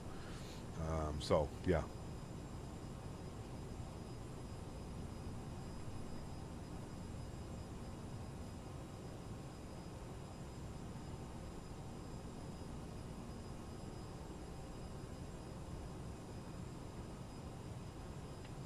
David, what's up, man? Good to see you, dude. Make sure you try the Guarana soda at Fogo de Chao. Yeah, that stuff is unreal. Cab 7.5. I agree with you. Yeah, it's delicious, man. To ensure I can change and cancel if I needed to, drove up the cost a little bit. Got you. Yeah, that makes sense. Generally, the course and frequency are auto-tuned. It's weird, Andy. Sometimes they are, sometimes they're not. I can't figure out exactly. In the real life, LJ was saying that they are tuned automatically. In this rendition of it, it seems to do it about 50-50. 50-50. You'll be in Calgary? No, you can go direct from Calgary, Tanush. You can go direct Calgary to Houston. There's a flight direct Calgary-Houston. Yeah, you don't need to go to Toronto or Montreal. Any suggestions on a new mid-size SUV for 2023? I have no clue, dude. I drive a Corolla. Get a Corolla, they're good.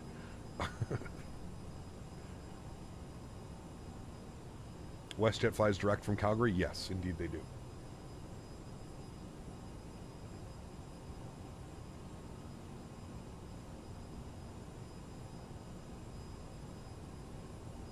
The real plane does it at 30 miles out. Yeah, we can test it now, LJ. We can test it. So on the last flight, it did the course heading, and I set the frequency. We'll see. You're saying about 30 miles. We'll see. Yeah. What are my settings for Toby? I don't use Toby Kareem. I use Track IR. That's what you see hanging off my head here. This is Track IR. Track IR. Lamborghini makes a great midsize. Yes, they do. Go with the Lambo. Can't go wrong.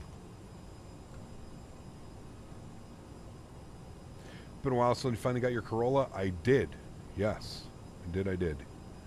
I got rid of the RSX. I wonder where it is, man. I wonder where it is. I say we chip in for private jet to pick you up in the Thrustmaster team. Man. I don't even know how much that would cost, dude.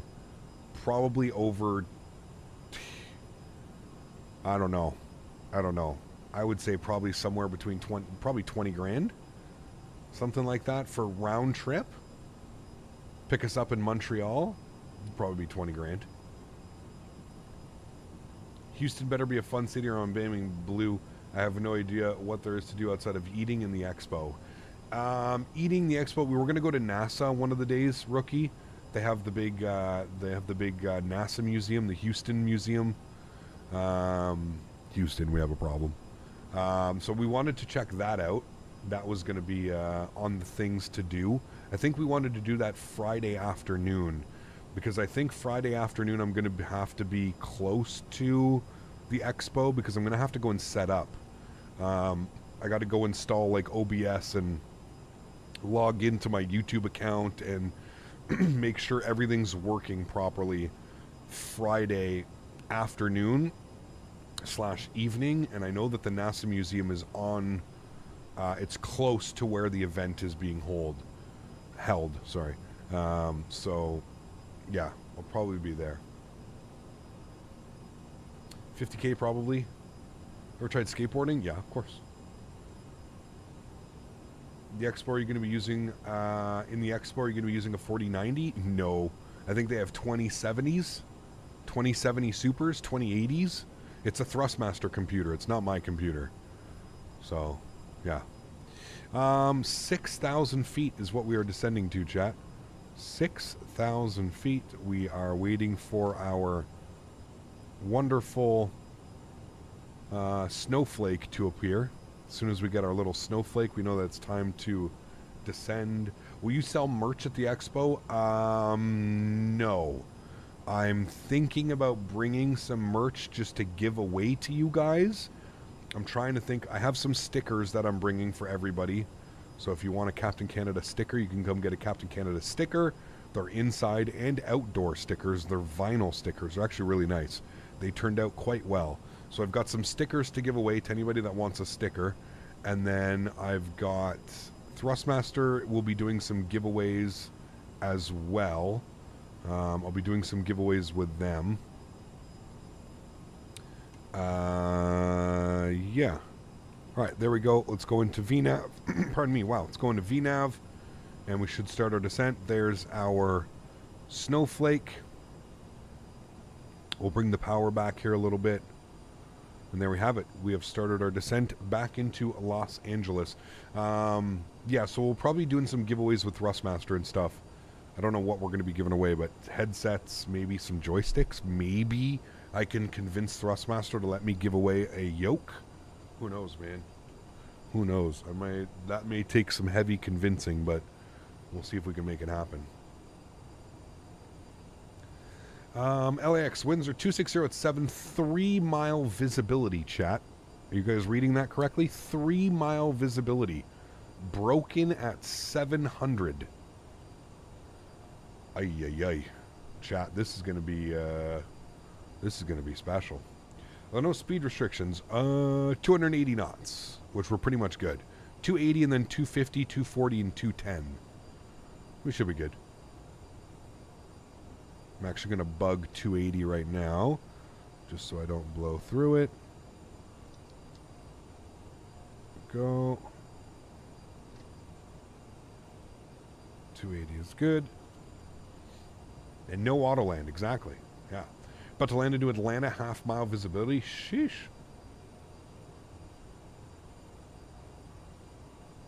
Yeah, the turns are happening from the wind.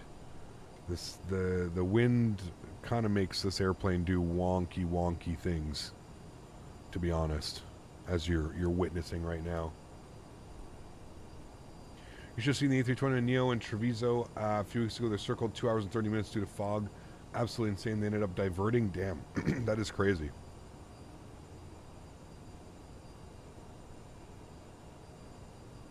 My wife just walked by and asked, is that guy wearing a pilot uniform? I had to explain no, and that she's married to a nerd that would absolutely wear that shirt simming.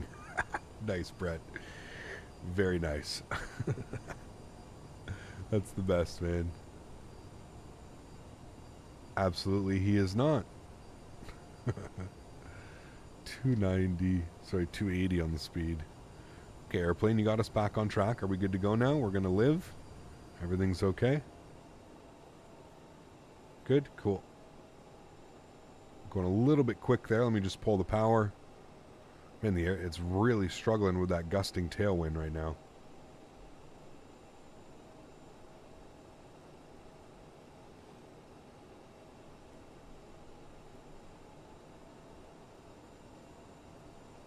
If Cap approves, I'll wear a pilot shirt to the expo. Dude, you can do whatever you'd like, man. You can do whatever you like. I am under contractual obligation to be dressed as Captain Canada, so I will be there dressed the way that I am. If you want to come dressed in your finest pilot attire, I don't think anybody's going to complain about it. Scenic Route, thank you very much, my friend, for coming up into first class. Huge no floaties to you, my friend. Thank you very, very much. I appreciate that. That is extremely kind. Thank you, my friend.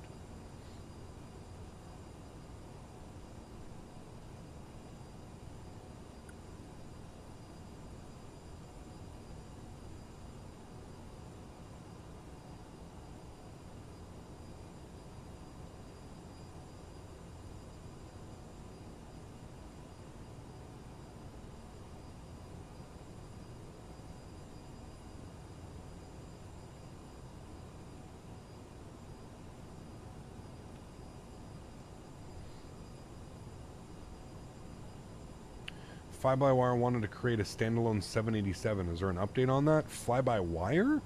I don't ever remember Fly-by-wire doing that. I think it was Heavy Division. I think you were talking about, Sammy, maybe? The Heavy Division. The plane is struggling? No, it's just dealing with like the tailwind is constantly changing and doing weird things. The wind around here is pretty wild. The wind updates as well. So yeah, it's doing its best to kind of stay on track, but it's getting blown around everywhere. It's not the nicest weather here. Heavy Division, yeah, there's been no I haven't heard anything from them in a while as far as what they plan on doing. Jesus, that's heavy descent rate. 6,000 feet per minute, chat. again, because it's trying to get that perfect. It's really weird how it does that. You would think it would just calculate like a more stable descent down. Oh, let's wait. That's 4,000, not 6,000. I thought it was 6,000, but I guess it's 4,000. Still, that seems a little bit steep. Never seen LAX with such crappy weather. It's crazy, man. Usually, like, whenever we fly into LAX, usually it's just beautiful weather. Yeah. Have you watched the Netflix docu-series? I don't have Netflix anymore. I actually canceled my Netflix a while ago. No, you're good, Reggie. You're good, man.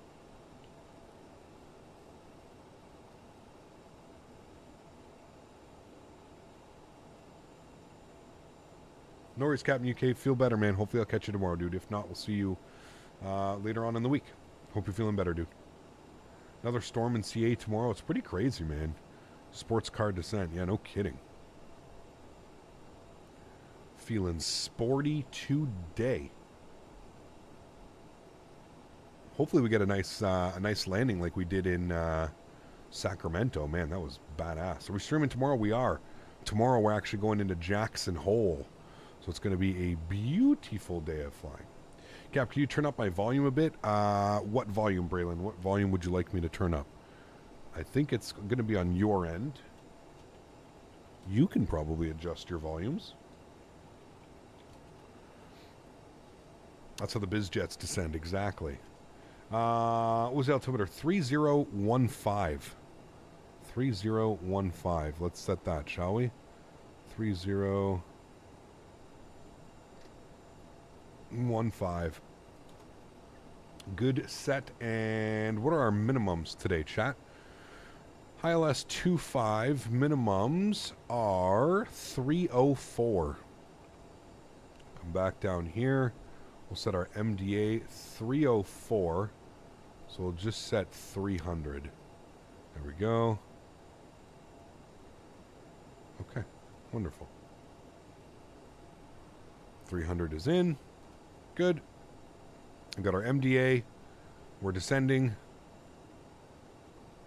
All is swell. We need to be below 17, above 14. So I think we're good on the descent now. I think we're done with like making these crazy. No, we're going to finish off the week, Hubert, in the CRJ. We haven't flown the CRJ in quite a while, so I wanted to do like a full week. Kind of just come to terms with it and make sure I was flying it properly. Coming for Jackson Hole tomorrow. I bought Denver especially for that flight. Nice. It's going to be a good one, man. Yeah, it's going to be a good one, my friend. Pilot Edge tomorrow. Yes, correct. Pilot Edge. We will be on the edge tomorrow, chat. Pilot Edge.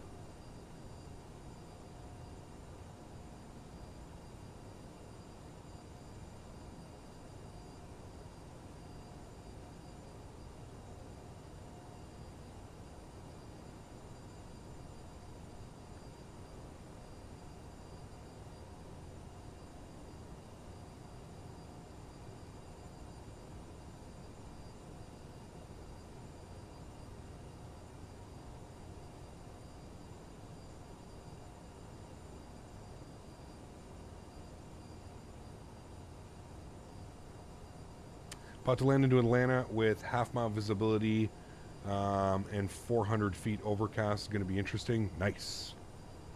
Nice, nice. Hope Geneva is working. PR tomorrow, maybe. Looks like we're flying into a storm. We are, man. LA, dude. LA right now is pretty gnarly. Pretty gnarly, man. Since Fly-By-Wire will be at the expo, I didn't know that they were going to be there. That's pretty cool. Yeah. Here at LAX to watch you get that butter. Thank you, Caleb. Thanks for coming to hang out. Some good VFR flying around LA. Big Bear and Catalina. Maybe not today, but yeah. Definitely would be, man. I mean, look at the visuals down there. It's just stunning. But with these clouds and this weather, it makes it a little bit difficult, you know? Also, can we talk about the window here on the RJ? I absolutely love this window, man. I mean, look at how big that is, chat. Like, if you were a pilot in the RJ, I mean, come on. That's like got to be more than like 180 degrees of view. It's just incredible how much view they have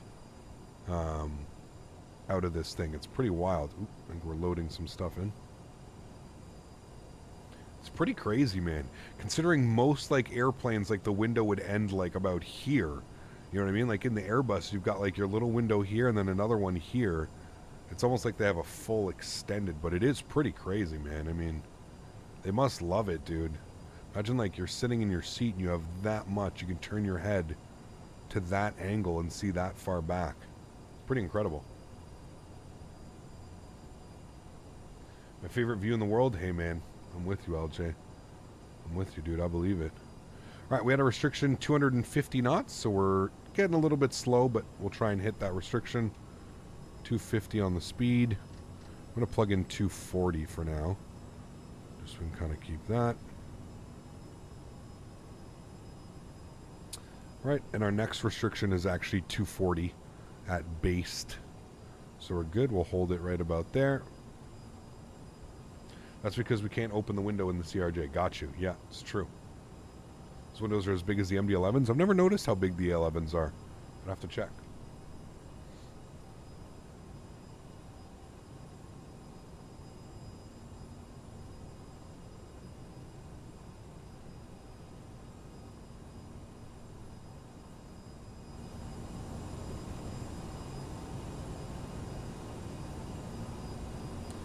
Altitude constraints? Yeah, we have altitude constraints. We're hitting them right now. Yeah, we need to be above 9,000 at based, between 13 and 12 at Simon. We're just coming through 11.2 now. So yeah, we're doing them perfectly. The A300, man, I'm excited for that one as well, dude. Yep.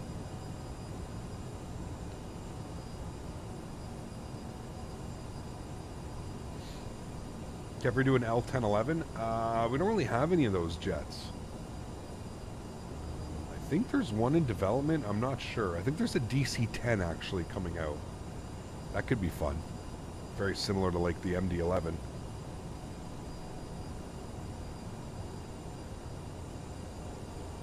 It's crazy to just see this much cloud cover in LA, man. Is there a good TriStar anywhere? Not that I'm aware of. There might be one for X-Plane. I can't remember. It's nice, Jonas.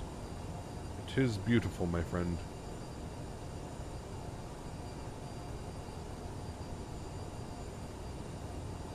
It's been raining like crazy. It's wild.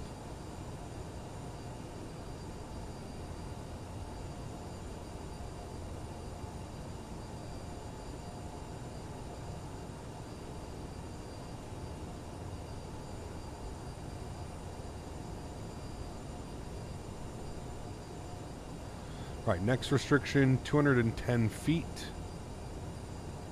Good there.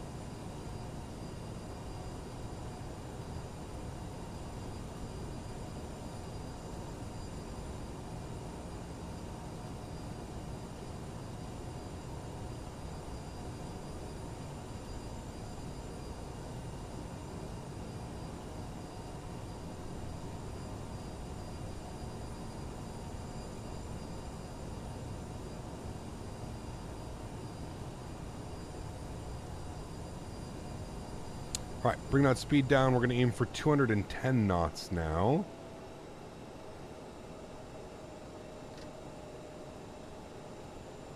.210 is in there. Good.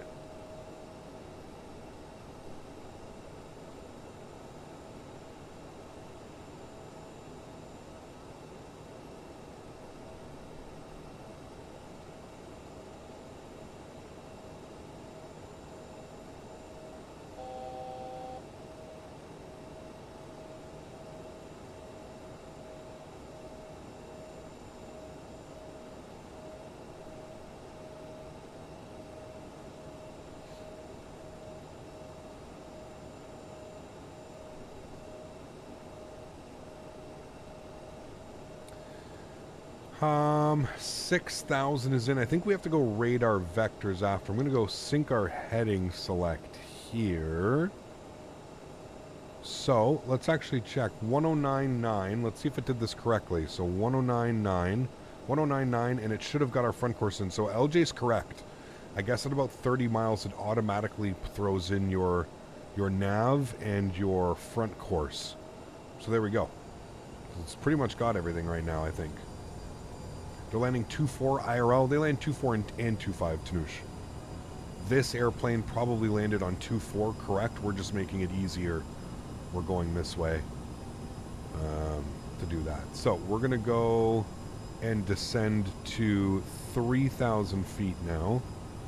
Is what we'll do. We'll take it off VNAV. We'll go vertical speed. Will that arm itself? Vertical speed. We're going to descend like 1,000 feet per minute. That'll be good there. We're going to flip this over to heading select.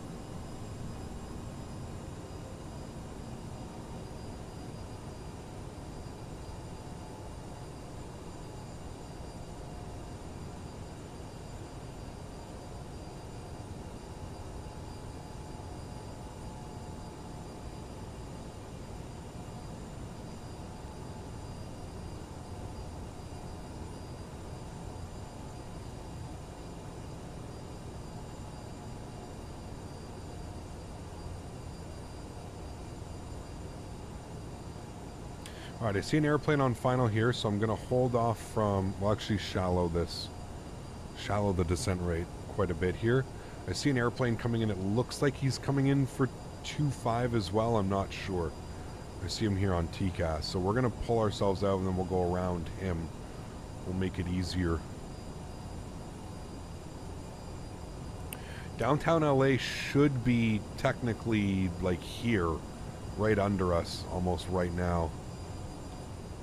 Based on where we are. If you look at the map quickly, we are right here. So yeah, downtown LA should be like right over here somewhere.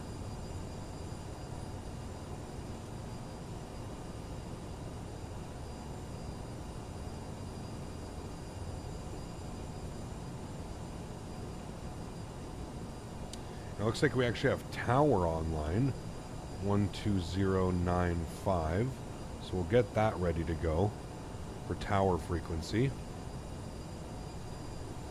Keep my speed up here a little bit. Alright, I'm going to go on a 45-degree turn. Let's take us to like 105. Okay, 105. We're going to vector ourselves right in behind these guys. Looks like they're lined up for 2-4 right.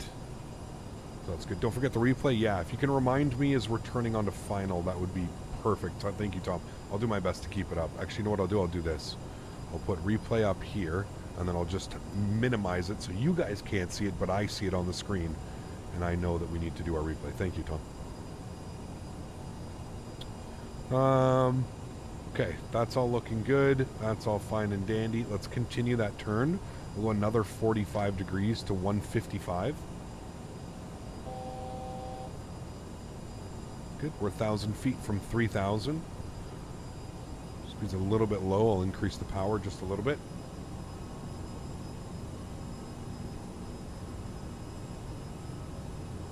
Good. I'm going to flip our nav source over to localizer. 251 on the front course, which it should have in there, which I believe it does. 251 on the approach course. Beautiful. So it did that correctly. 251, and it picked up the ILS frequency. So I guess they do it automatically. All right, learn something. How did you ping your name? At. You go at, and then you just type in the first few letters of the of their person, then you click on it. Chat, do we... Okay, LRM's open. We should be good with that. All right, let's continue that turn. Go to a heading of 200 or 205 for like a 45-degree intercept. We're at 3,500 feet descending, so we're looking good. 17 miles out from the airport.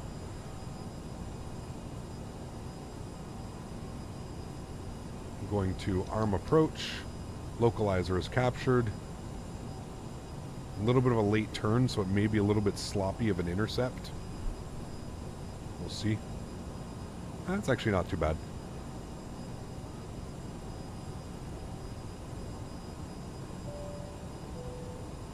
Ladies and gentlemen, we are about to land. Please remain seated until we have stopped.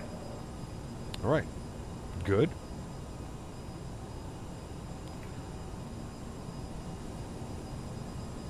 That's what it looks like outside right now. I mean, look at this. Flying into this right now. This is pretty gnarly, chat. Pretty gnarly. We're going to go flaps 1, and we're going to bring our speed back to 190 knots. Speed back. 190. Good. And glide slope's coming alive, so that's good.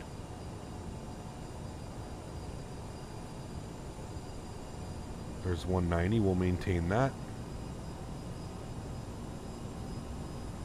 And we'll wait for glide slope. As soon as we get glide slope, we'll go gear and flaps 2. And we can go ahead and set our VREF speed, which is 136 knots. And we'll keep 190 till then. We should have had these guys on, my bad. Into the marshmallow. Yeah. It's broken at 700. I don't know when we're going to... Hopefully we'll break out just before 700. Tower's going to be on about a 10-mile final. Yeah. We'll give them a call here very shortly.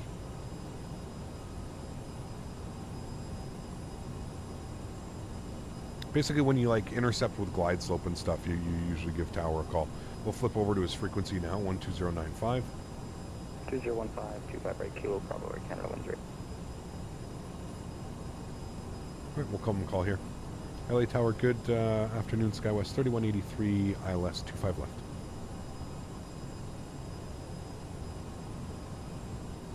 Alright, there's glide slope. Let's go gear. Skywest at 3183, LA Tower, wind 2507, 25 left, clear to land. 25 left, clear to land. Skywest 3183. Alright, there we go. Gear is down. Flaps are position number 2. We're looking for 170 knots till about 6 or 7 mile final. Let's get the sounds up. We've been cleared to land. Let's go flaps 20 degrees. LA Tower, tip blue, 29, tip blue 2980, 5, wind 25, 07 on Del Rey, 25 left, stick up. On that Del Rey, Maybe a parallel, I'm not sure. Sounds like a couple people are departing. Alright, 7 miles, let's get fully configured. We'll go flaps 30. Hotel Juliet, Charlie, cross runway 25 right at Juliet. And we've been cleared to land, so we'll make sure we've got the rest of our lights on. Good. And we're through 160 knots. Let's go flaps 45 and full. I will start the recording. There we go. We are recording, chat. Los Angeles Tower, Delta 4562 is inbound, ILS 24 right. Beautiful. We actually broke out sooner than I thought we would. Cool. Well, I'm going to take over. Enjoy the arrival, friends. See you guys down on the ground. That is SoFi Stadium in front of us. Yes, correct. My airplane. All right. 32, check your step mic that was transmitting carrier on about 20 seconds. 1,000. Cool. Landing checklist. Gear down. 3 green. Flaps are 45 and indicated. Oops, forgot to do this. We'll do that. There we go. Ground spoilers and reversers are armed. Beautiful. Let's have another nice smooth landing, shall we, chat? We'll get a nice view of SoFi on the replay. Try and focus on getting this bad boy down. Los Angeles Tower Delta 4562 is inbound ILS 24 right. Delta 45, LA Tower, number 2, following citation, 2 mile 5, 2507, 24 right. Man, it is bumpy Clear to and land, windy. ILS 24 right, Delta 4562. 500. Sheesh. Kepler 2980, change advisory. 400. Meet a couple of things. See you later, buddy. Speed's good, altitude's good. We're bang on the glide slope. I don't know why it's showing 3 red again. I think there's a discrepancy between the RJ and Pappy's. Minimums. Continue.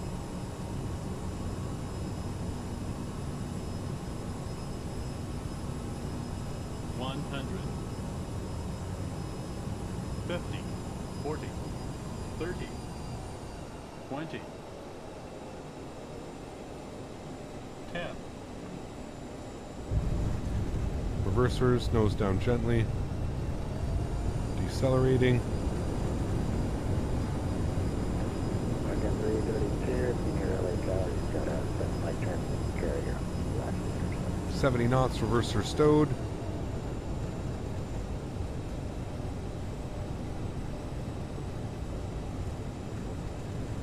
And we'll vacate to the right.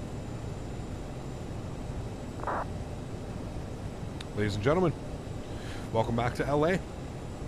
It's about 6 minutes shorter.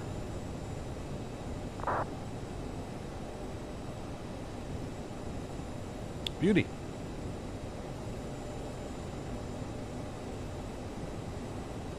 Beauty, chat. Clean up our flaps. Please remain seated until the aircraft has come to a complete stop.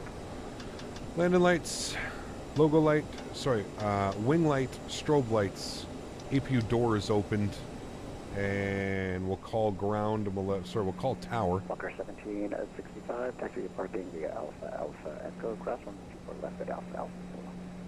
We could have hit Hotel 4, but I didn't want to go 2. Time for burgers, yes.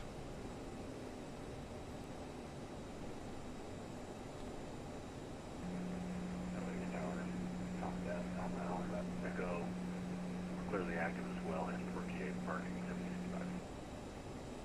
765. Someone has a stuck mic. Okay, let's just do this. Let's just disconnect from VATSIM because that's an absolute shit show. Someone has a stuck mic, so the controller can't hear anybody. Yeah, let's just. I don't need to stay on VATSIM to get taxi clearance back to the thing. We got our clearance for the arrival in, so that was good. Wonderful. We can stop our replay. We've got a replay as well, so we'll watch that coming in. Should be really nice to see that. Not a bad landing. I'm happy with that one. We'll go ahead and stop the clock here at 66 minutes. So 1 hour and 6 minutes. Beautiful. Cap, on your approach chart, it says VGSI and glide slope not coincide. That means Pappy and glide slope don't match. Ah, got you. I need to start paying more attention to that, LJ. I've noticed there's a couple times it's done that, so yeah. Candy with an eye was leaning on his PTT. Cap, I'm super late. Any good moments I should go back and watch from today? Watch the landings, man. Watch the departures. Watch the early morning departure out of here. It was pretty cool. Huge marine layer. We basically couldn't see, more than 100 feet down the runway. That was cool. We broke out at about 3,000 feet. The arrival into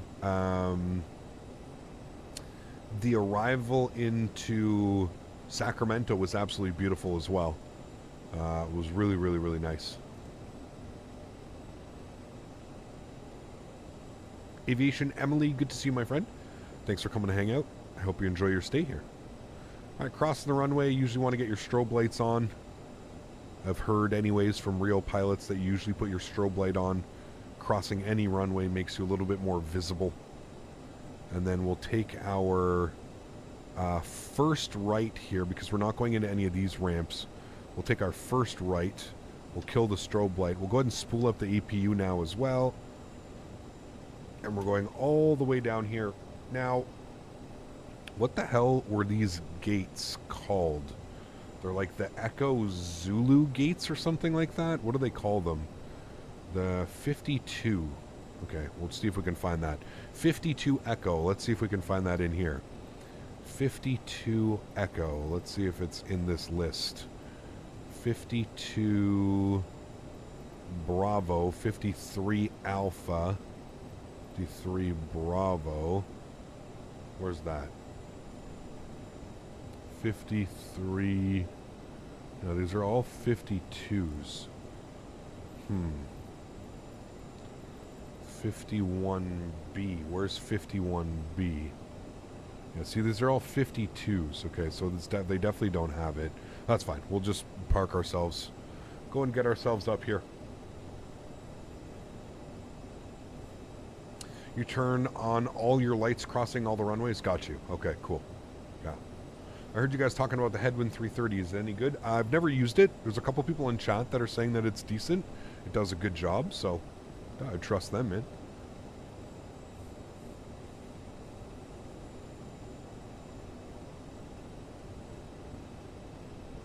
How do you know how many miles are out? You can always use range rings. So you can always use like your range arcs. Anything from here is about 5 miles. So range rings really tend to help. Sorry, I keep getting offline. I think we're like, is this where we're parking or are we even further down? Where are we? We are, oh no, we're even further down. Okay, we'll go in at Charlie 5. So the next left at Charlie 5.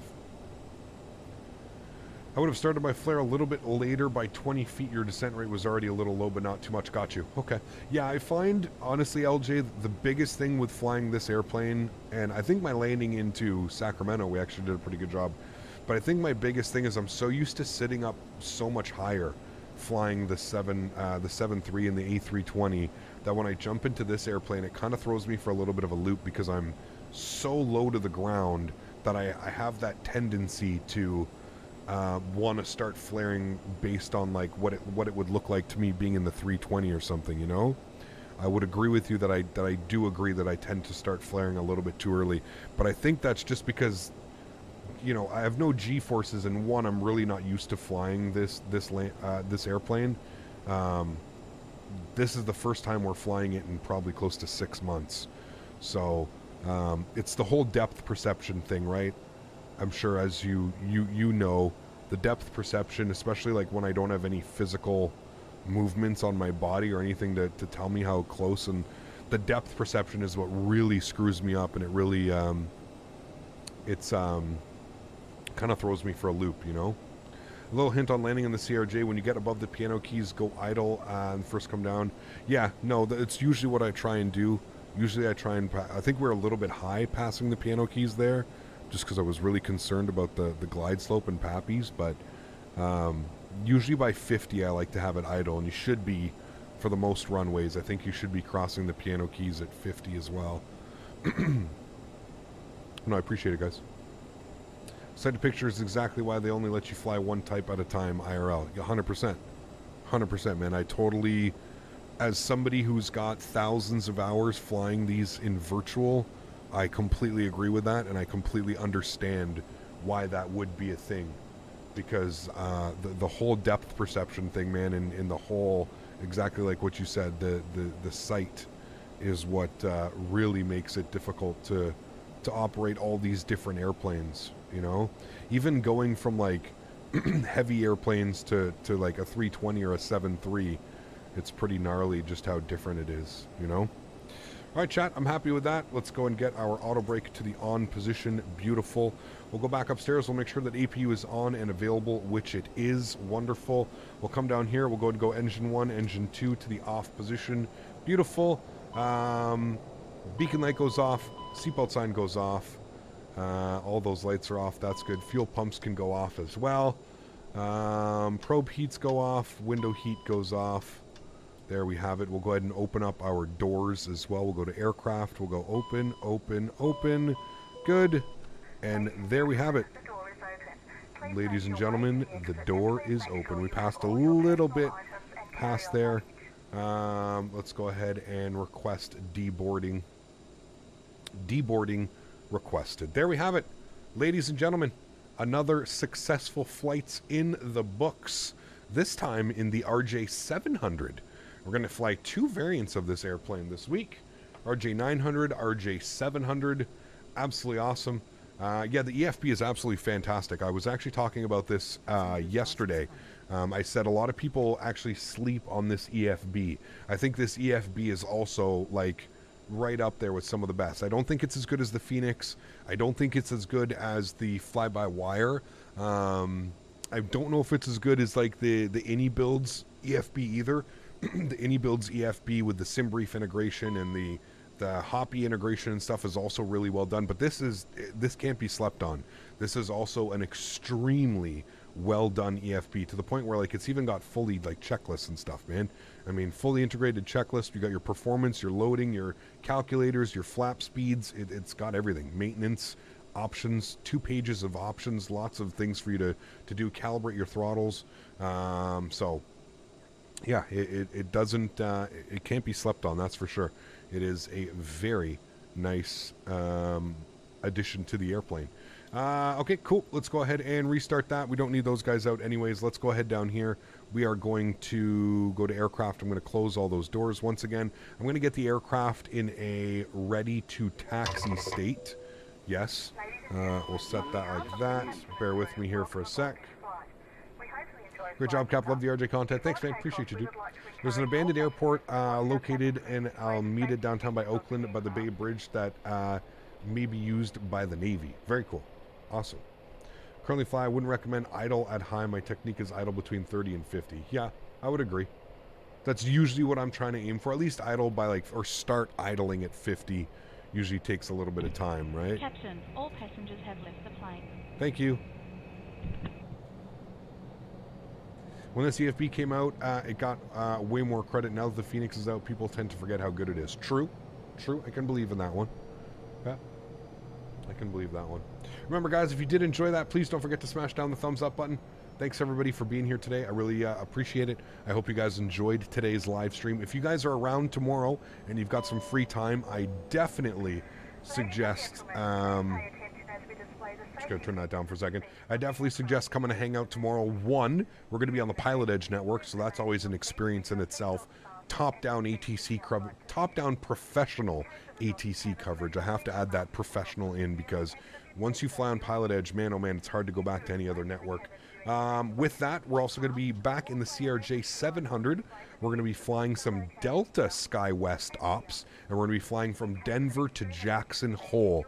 If you've never been to Jackson Hole in real life, if you've never been in the simulator, my oh my, you are in for a treat tomorrow. Please make sure you tune in. It is an absolute blast flying into that airport. It is just views upon views upon views. Hopefully this weather hasn't pushed its way all the way over there, and we actually have some beautiful weather so we can view all the visuals, because it's going to be absolutely fantastic. All right, let's hit the play switch here. We are off of VATSIM, so it doesn't matter. We'll bring us in right about here, just as we're passing like SoFi. Give you guys there. We'll give a nice little wing view here, if you will. There's SoFi Stadium right there. The ortho around here, it's obviously still being built. Obviously it's built now, but I think the ortho is from a couple years ago, so it shows that it's still being built. Remember those flights in the K-Jack? It's going to be fun, man. Tomorrow's awesome. Good old top-down ATC Pilot Edge. Yes, sir. It's going to be awesome. Cap, I have a question. Do you think XP Realistic is worth it? Absolutely. 100%. It's one of my most... it's always on the top of the list of recommendations. My most recommended add-ons always is going to have FS Realistic, XP Realistic. It just adds so much to the simulator, man. It adds so much. Well, friends, that is going to wrap it up for today's flights. I really hope you guys did enjoy this. Los Angeles to Sacramento, back to Los Angeles. Something a little bit different, like I said, a little bit different than the San Jose, the San Francisco that we always fly into. Really cool that we have a couple more options now, different options. Huge shout out to iniBuilds for sponsoring the stream and sending me over this beautiful Los Angeles scenery. If you guys want more information about any of the scenery that was used today, ! scenery in chat, or you can check the link in the description down below. Nice floaty arrival into LA, tons of runway space, beautifully in the touchdown zone, nice and smooth as well. I mean, it doesn't get any better than that for an arrival into LA, man. I find, for whatever reason, sometimes when I fly into LA, I find I have trouble with the landing. I think just because I'm so focused on wanting to have that perfect arrival into LA that I end up overanalyzing the approach. But, I mean, look at the visuals. Absolutely stunning. Guys, I hope you enjoyed the replays. I'll throw a couple more on here. You know the plan for tomorrow? Pilot Edge, Skywest, Delta. Sorry, Skywest United tomorrow. United Skywest tomorrow into Jackson Hole and into Denver, version 1.1 of the Denver as well, by Flight Beam. It is absolutely beautiful. Tomorrow's just going to be a great day of flying. I'm excited for tomorrow. I hope you guys can all tune in. I'm going to leave you all now with the outro song. Enjoy the replays, friends. Have yourselves a great Sunday. Get some rest. And I will see you guys all tomorrow for our Monday stream. Happy landings, my friends. See ya!